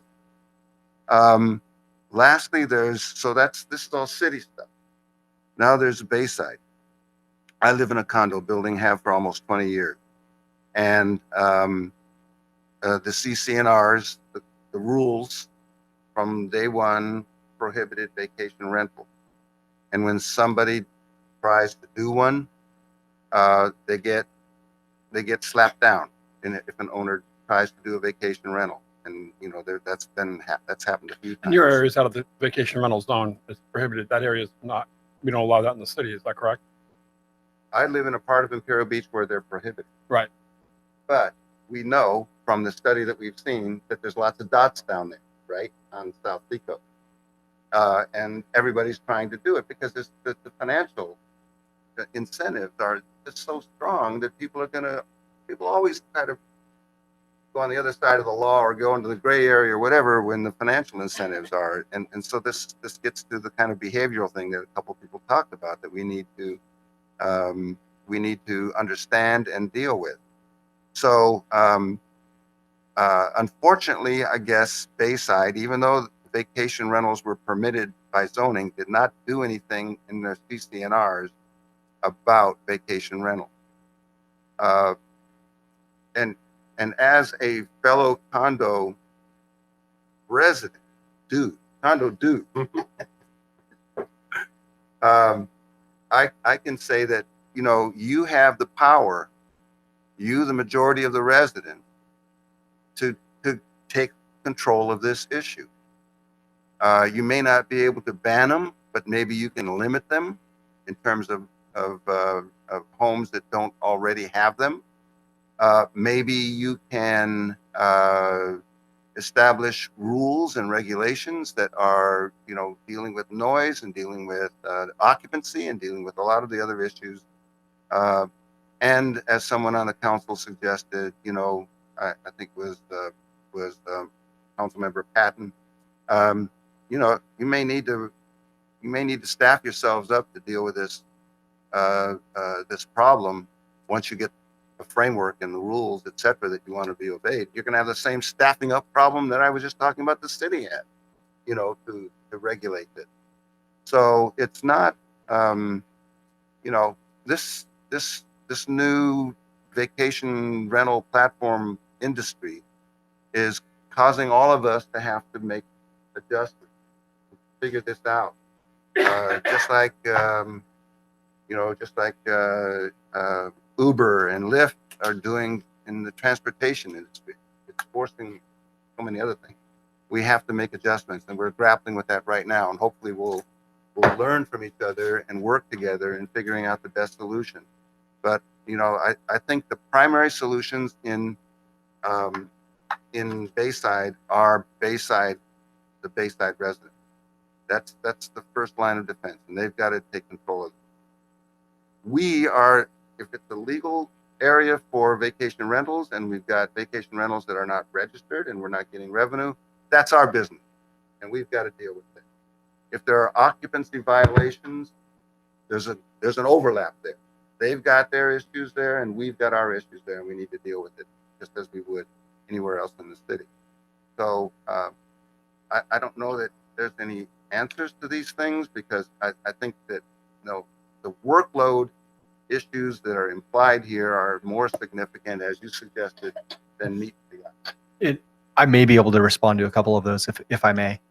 So you had talked about how are we enforcing. So that was one of the things that I briefly mentioned in the staff report as sort of the affirmation was, normally in our code compliance, we send out sort of a courtesy notice, say, you know, when there's a violation on, hey, you know, you need to remedy X, Y, and Z. What we're doing for short-term rentals is we're going, you know, immediately to a citation. And again, our citations range, you know, for $100 per violation. And so again, if there are occupancy issues, right, that could be one. If they don't have their TOT, if they don't have their business license, those can all sort of add up. And so that's what we're taking a look at, because there is information out there about what they need to get. As far as the occupancy, we do have a requirement in the short-term rentals, and it's 200 square feet per occupant. So that's there, and we actually have that on our checklist now for any of those sort of folks coming. And one thing that I wanted to point out as it related to some of the non-compliance issues, and again, this is from memory, so forgive me if I misspeak, but I think that the numbers that I'm about to provide to you are pretty accurate. If I recall from the presentation that I provided last 2 weeks ago, from the time period of 2018 to the present, which was 2 weeks ago. So during that roughly 16-month period, I believe that we, in terms of complaints, there were, I believe, 6 that were generated from individuals, not from our host compliance component. I think that the situation that we have in Bayside Landing is a little bit unique from what we had previous to them, because of the concentration of them in the area, along with the density.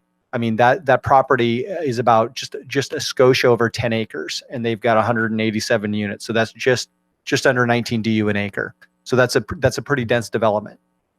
And while it may not be the most dense area, from a geographic standpoint in the city, it's a little bit because South Seacoast is very dense, albeit they don't allow them, in South Seacoast, but in the zones that there are, the density is about the same. The difference is, again, the sort of concentration of a 10-acre site that has shared amenities. And so it is more unique than sort of a situation that we've encountered in the past. As far as our bandwidth, I think that, again, we heard about a lot of these complaints very recently in terms of the order of magnitude.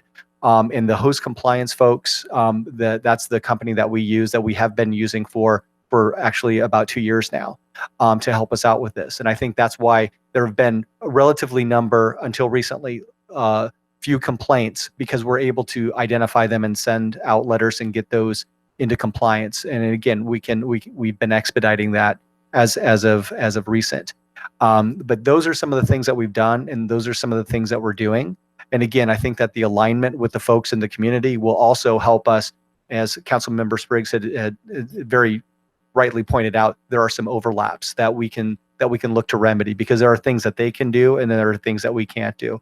One other thing that I would add is that relative to their CCNRs, there was a condition of approval on the entitlement. And I believe that there's also a condition from Coastal that there should not be a prohibition of short-term rentals. However, that doesn't necessarily mean that, I think, again, to Councilmember Spriggs' point, that there couldn't be limitations from the HOA. And I only wanted to clarify one thing that was said. Those violations are individual, so you can stack them, and they're per day. So these violations can add up very quickly to a lot of dollars very quick, if someone's violating the ordinance. And can you come back in a month or 2 months with, assuming we approve this policy of enforcement? Well, there's nothing to approve. We approved that last week. Okay, so this is information. Yeah. It was an affirmation. That's kind of what we had heard the last time. So that's what we're going to be doing. And absolutely, we can come back and report out once we get some data. That's what I was asking for. Come back within a reasonable amount of time, 2 to 3 months, something like that, with a report on where this is. About the Coastal Commission. This is, as I mentioned before, one of the key issues for the counties and the coastal cities is Coastal Commission policies regarding short-term rentals. The basic viewpoint of the cities and the counties is we have enough complex issues, as evidenced in this room, with respect to vacation rentals. We don't need you, Coastal Commission, telling us we have to do this or do that, and not being consistent between this community and that, because all the situations are different anyway. So the basic policy, and I'm just saying to my colleague, and I am a supporter of that policy, unless I'm told to do something else by my counsel, is that we want to manage this locally, the question of vacation rental. And every community ought to be able to decide whether they want or don't want, or where they want them, and what the circumstances are for vacation rental. They have accepted that policy with respect to Imperial Beach up to now. Back when we first did our vacation rental discussion, and we decided only to do it on Seacoast, when we submitted that to the Coastal Commission, they came back, they pushed back and said, why don't you expand it to all of your mixed-use commercial areas? So we did. So it's Palm Avenue, and it's also the 13th little commercial zone there. So whether they're going to push us for more, going forward, I don't know. I suspect they will. But we have Bernardo Shores to throw at them and say, yes, it's already expanded in Imperial Beach. Don't force us to go into the other residential areas. So I think we should be in pretty good. And I'm sorry it comes at the expense of some of the residents in Bayside Landing, but I think that the Bayside Landing project, in a way, is a benefit for Imperial Beach in its fight to maintain local control over this issue. Great, thanks. I want to thank everybody that came in. I know this is a contentious issue. Can I ask you guys a favor? You're a new community.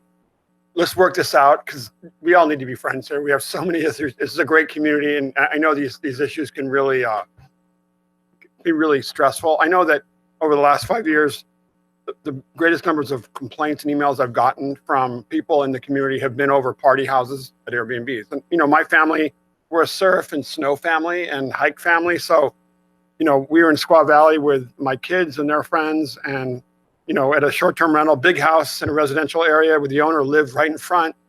God forbid we violate any rules. I don't want a bad rating on my Airbnb. I can't imagine. We don't do party houses because we're surfing or skiing or hiking all day. And even my kids go to bed early. We're a really boring family. We're up early and out on the slopes or in the water. So, and I'm doing an Airbnb in the Valle de Guadalupe this weekend. And, but, you know, we're very cognizant of having that bad rating. But we do have an ordinance in place. I'm going to thank you, Mr. Dush, for working with the HOA and residents. I want to work this out so we can get this under control and obey the rules. I would never have supported this project or voted for it if I had known that we're going to have these issues.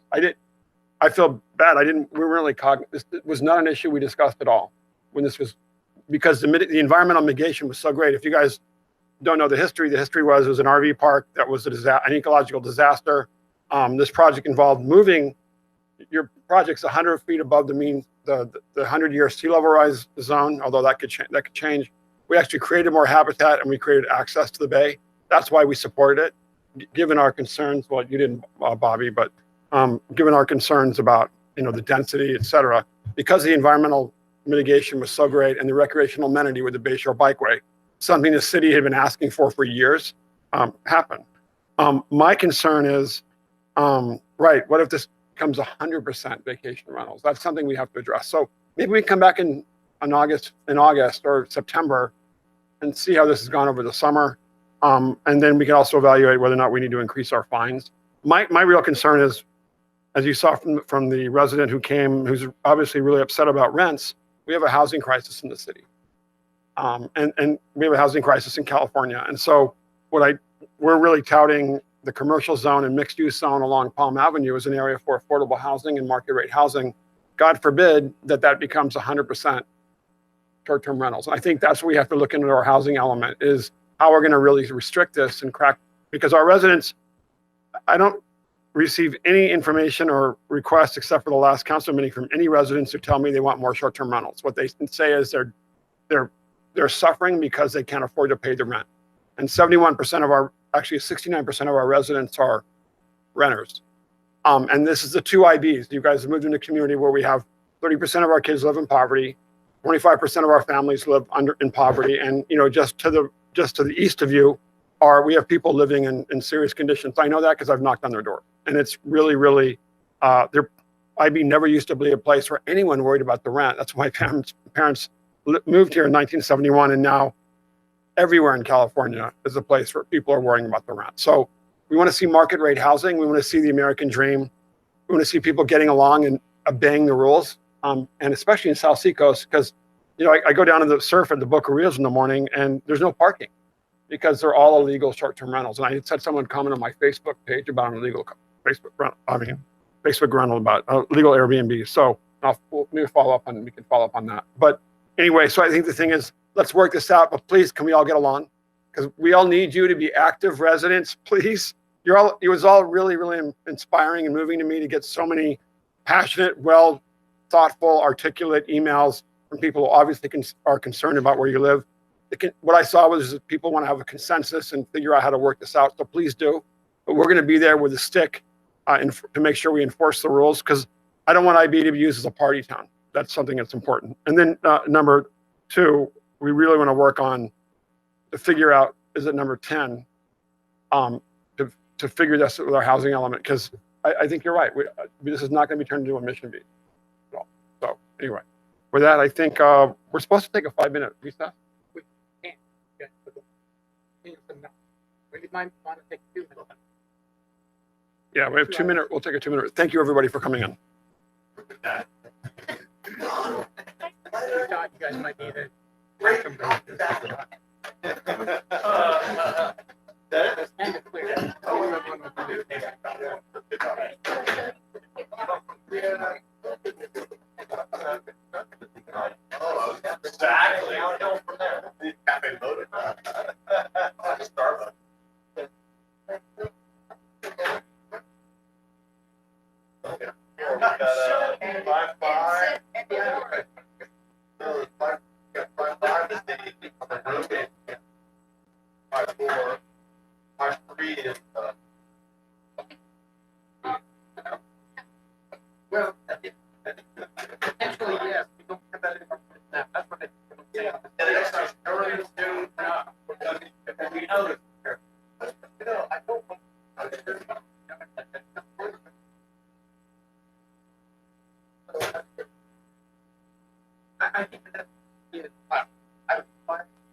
$100. Yeah, two separate files.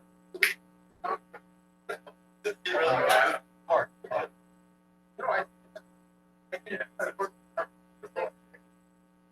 Well, that's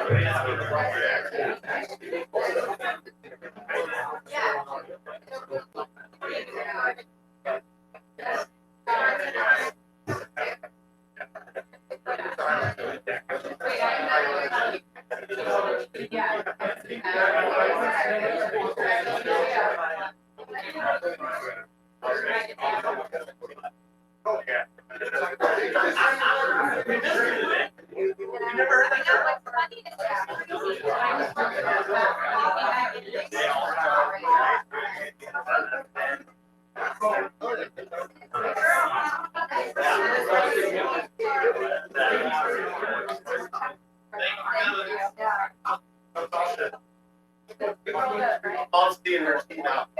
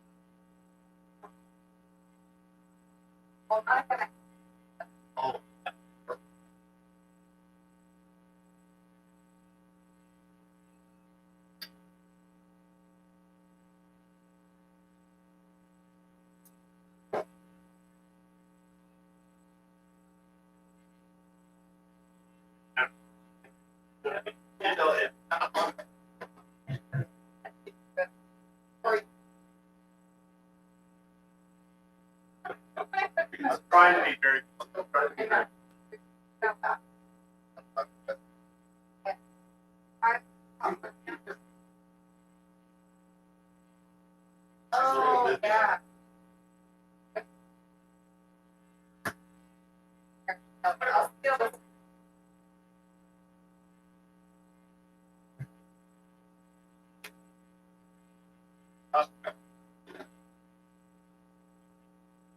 Yeah. Yeah.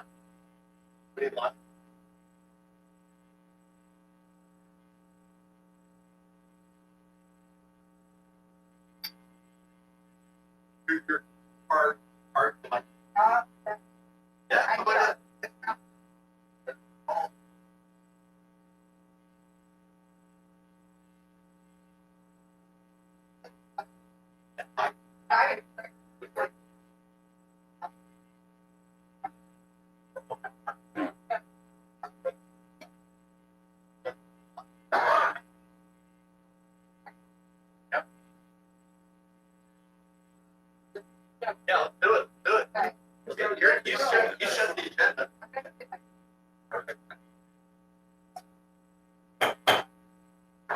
Continue the meeting. Item 5.3, resolution number 2019-8035, amending the city's FY 2017-19 salary schedule.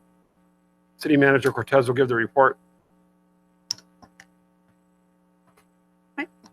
I'll try. Good evening, Mayor, Council. This item is normally business as usual. However, there's a government code. I have it here. Oh, I turn it on. There we go. Got it. There's a government code that obligates us basically to do it on a public matter when we have changes to mid-management classifications or executive, which applies to the fire marshal building official. I thought I would give you a presentation because it involves a lot of personnel matters and changes. I've received feedback from the past that you prefer that I consolidate and bundle things instead of coming to the council, with routine matters. So one of the things that it includes is amending the salary and schedule for fiscal year 18-19. This includes council compensation that was approved in December of 18. CalPERS requires us to amend the salary schedule every time that we have a change on salary. 1 second.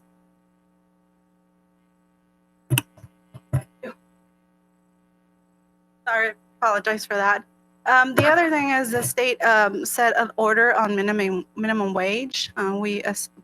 Last year we evaluated through negotiations. This year we evaluate some of the classifications that are under the minimum wage range, so we need to comply with those.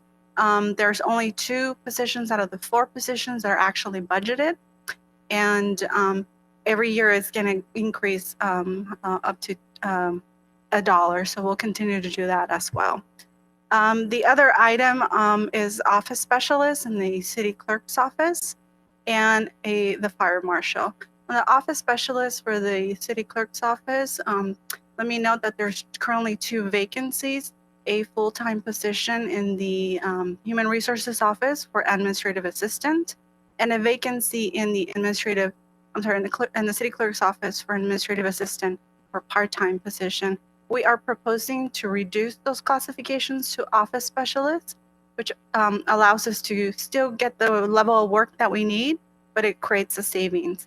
However, in my department, human resources, I'm going to reduce that to a part-time. So just to summarize it again, from a 1.5 to 2 part-timers.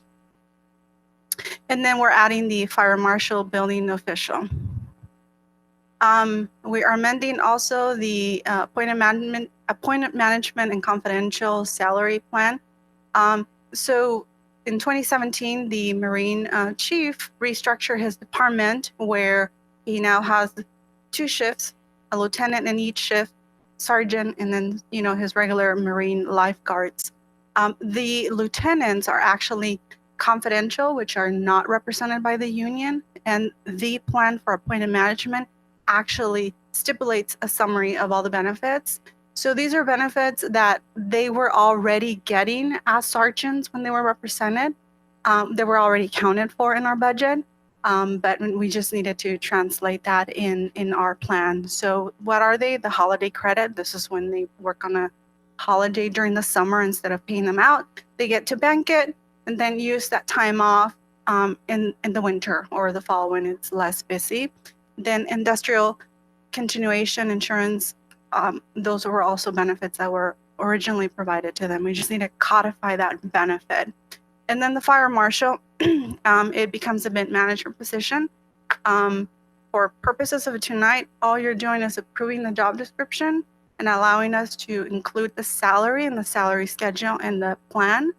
When we present to you the budget for fiscal year 20, you will have an opportunity to approve the position. So we're not filling it for the moment, but again, because you've asked me to consolidate things and not having to come back after July, we're doing this now. So what is happening with the fire marshal building official? We have a vacancy in the building official, and we have a excellent assistant fire marshal, which will consolidate, and he'll become 2 in 1.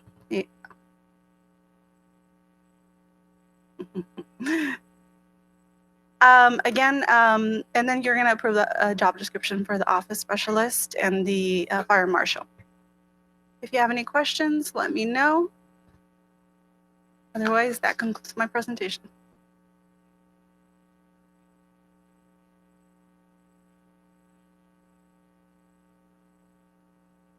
No, Mr. Mayor.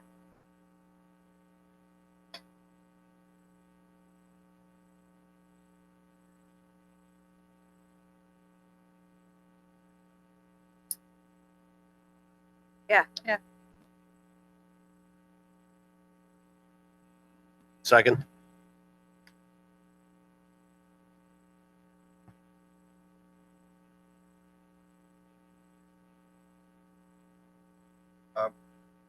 Maybe.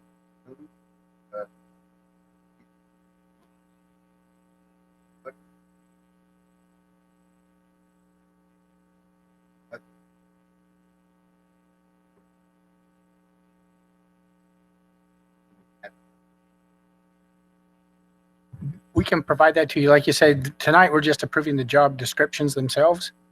There will be a significant savings by what we're doing, but tonight, that's not until you adopt the budget. So it'll happen on July 1st, and we can provide you with that number. There'll be like I say, significant savings, but tonight is just approving the job descriptions to allow us to move forward.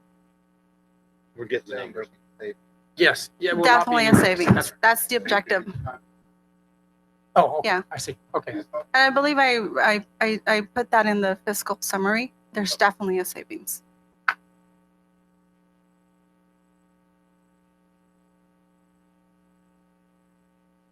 Motion carried unanimously.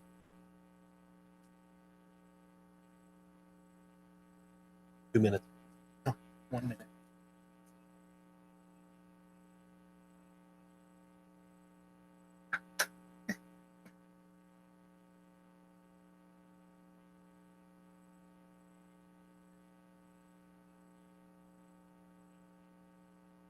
Good evening, Honorable Mayor and Council. Today I'll be just providing a very brief update on some roadway improvements that have been going on in town and some future plans as well.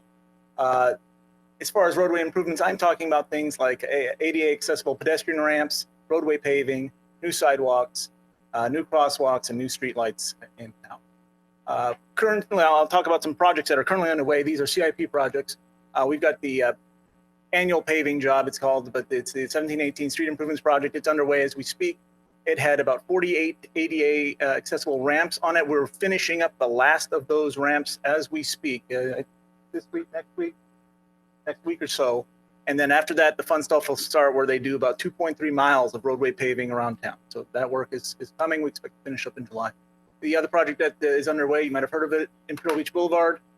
Just started. That project it really just started. So it's got 69 ADA accessible ramps going to be built. There's going to be 3 new enhanced crosswalks coming across Imperial Beach Boulevard, part of that project. And that also includes about 1.7 miles of roadway paving. That project's going to finish up in spring of next year. It also has 72,000 square feet of new sidewalk or slash boardwalk. So that's a combination of sidewalk and boardwalk, and 32 new pedestrian scale bollard lights that'll be installed as part of that project. Right there's an example of the type of quality we're going to be looking at for those kind of bollard lights. It's going to be a little different. This is an early prototype, but it'll be same manufacturer. It's going to look kind of like that. We're going to have some steel plating around it to help protect it and provide an even additional aesthetic feature. I can have that cord. Excuse me? Can I have that cord behind it? Cord? No, so that'll all be hidden. Yeah, that's not going to be above ground. Future paving project. This will be happening, completing in about winter 2020. These are, I'm going to call them design underway. We haven't been budgeted for these projects yet. So when the CIP, the future CIP comes to you in June as part of the budget, the next paving job looks to be completed in winter 2020. I can't count up the ramps yet. We haven't selected exactly which roadways, but about 4.7 miles of roadway paving, hopefully on that project. Other projects that we're talking about, hopefully getting improved within the budget for the next couple of years, is the remaining alley improvement project. We have about 10 alleys left that are either asphalt or dirt that need to be upgraded to the concrete that you saw that happened a couple of years back. Those, of course, will include not only the concrete, but addressing the accessible ramps that cross those alleys. We've got some bad spots. Other projects I'm looking at, we've got Old Palm Avenue has about, we're looking at 3 crosswalks there that either need enhance or possibly need enhancement. I've not completed the analysis on that yet, but we've got a budget item there for $60,000. Yes, sir. Eric, before you move on, there was a last minute item submitted to the city council, which I think you have, which addresses this very picture, the crosswalk in this location at Palm and Rainbow. So just so you know, Eric's aware of that. Well, we're looking at some solutions and whatnot, but it was a last minute item that was provided to you from a Ms. Foley. I think you have it in your packet. It was sent to the mayor and he forwarded it on to me. So that picture reminded me there was a last minute item. Again, that's one of the intersections we'll be looking at as part of that project, again, assuming the proposed budget gets approved.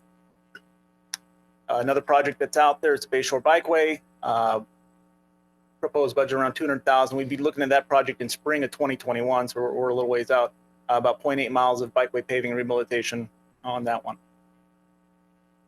We also, those are all CIP projects. Those are projects handled by contractors we hire to go out and do the work.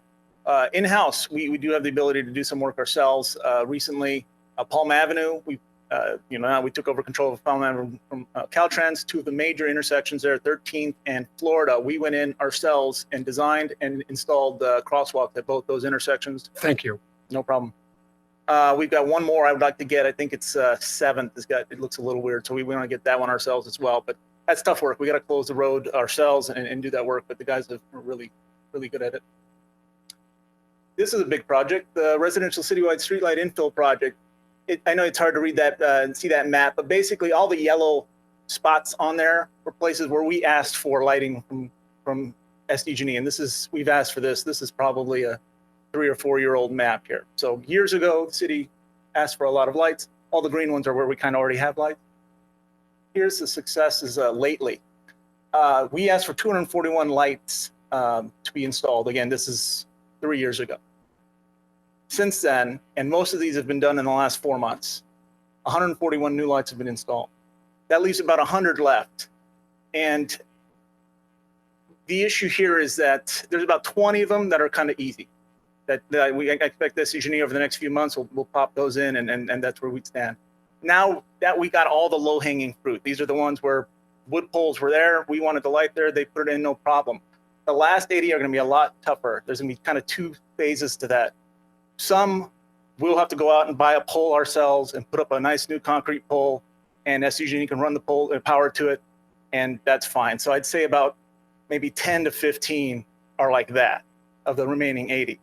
The last bunch, and these are mostly located kind of west of 7th. Those are places where we don't have poles at all, and so we'd have to put in our pole ourselves. Then we got to get permission from the neighbor, a neighbor to kind of run the wire from their back of their house all the way to the front. And that means an easement, and that means kind of legal document to make sure they're good with it. That's going to be very intensive staff time. Again, we focused recently with SCG, and we had help from Andy and council members contacting SCG. All the low-hanging fruit is going to be gone here very soon. And the last two phases will be a lot more difficult. The poles, what my guys can put them in, we'll buy the poles. They're $2,500, $3,000 each. We have a budget item to ask for some money to do that in the next budget. But the last batch is going to be a more difficult proposition.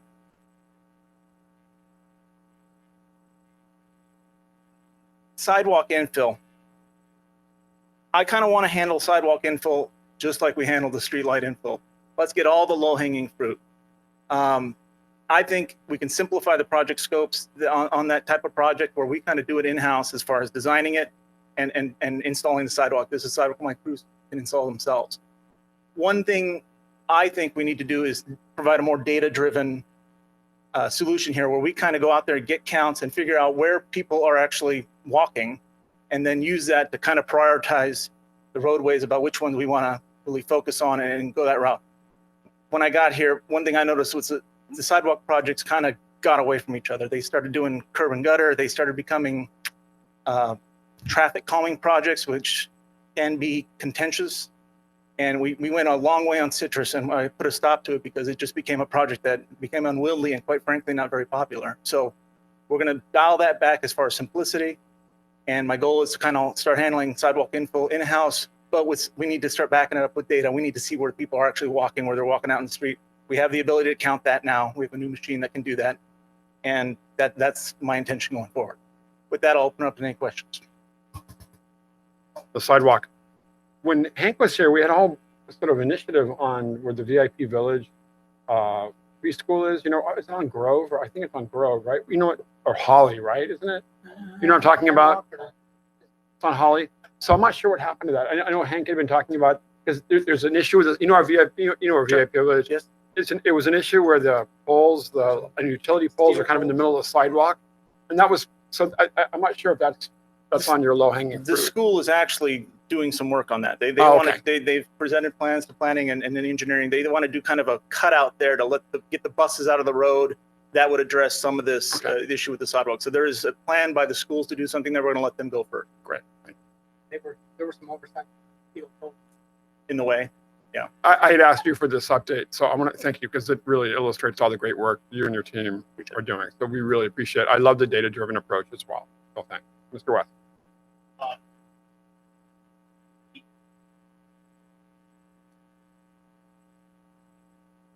Yes.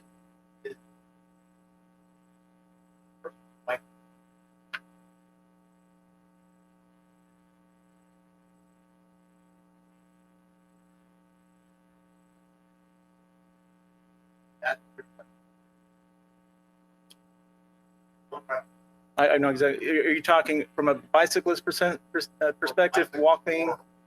Okay. Really? I've never had an issue there. Like what? People trying to run you over? It has nothing to do with it. Maybe not, but I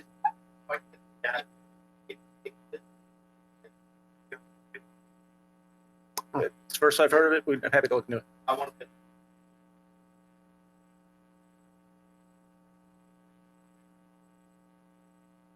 The light.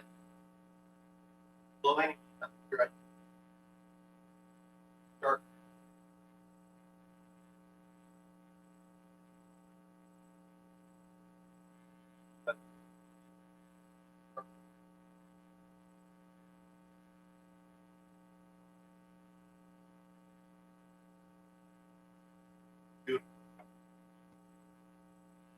Good to hear.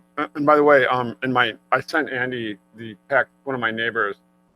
I have lots of neighbors who spend a lot of time. They don't seem to have a lot of real permanent jobs. They do lots of different kinds of things. Anyway, and so he was really excited about the electronic sign on our street on Carolina. He said that it immediately really reduced traffic. So thank you. It was Carolina and Elm. I know exactly what you're talking about. Yeah, that's the nice part of that machine. You can actually see what the difference it makes. which Right. is great. And then we can keep kind of cycling it back to those parts of town where we know we're starting to see we have issues. Yeah, Carson. Yes, Bayside Landing is kind of the theme tonight, so I'm going to bring that up too. So I talked about this. I think I mentioned it to City Manager Hall long ago, and when that was being built, one of my concerns was not only the renters, but was the right-hand turn. If I'm on Highway 75 and I'm turning right on Rainbow, there is no right-hand turn lane, and that was something I heard was going to happen. And if you hit the traffic there between 2 and 4, you could be backed up all the way to Coastal Campus. If you put a right-hand turn lane there, it wouldn't take much. Then that would alleviate a lot of people queuing up there. So You're talking southbound on SR 75 as you come to Right. Rainbow. and turning right on Oh, Rainbow. yeah, okay. I'm Coronado, you guys are south. But yes, Yeah.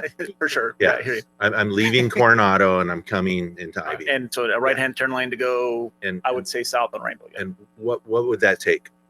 We'd have to just take a look at it.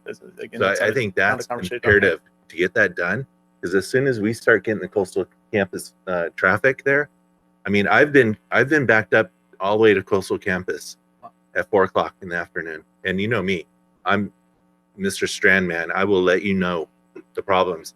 The light Strandman. That sounds pretty good. Sounds like a song.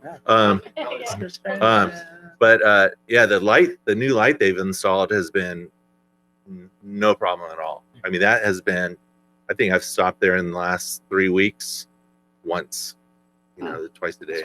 They haven't. Well, you do, I see if there's like only 4 cars there, if there's 4 cars, yeah, but if there's 18, but if there's, Mr. West, if there's 18 cars, then that's just a little sketchy and definitely illegal. Right. So I'd anyway, like just- to add something to this. Yeah, sure. One of the complaints of the residents in that area,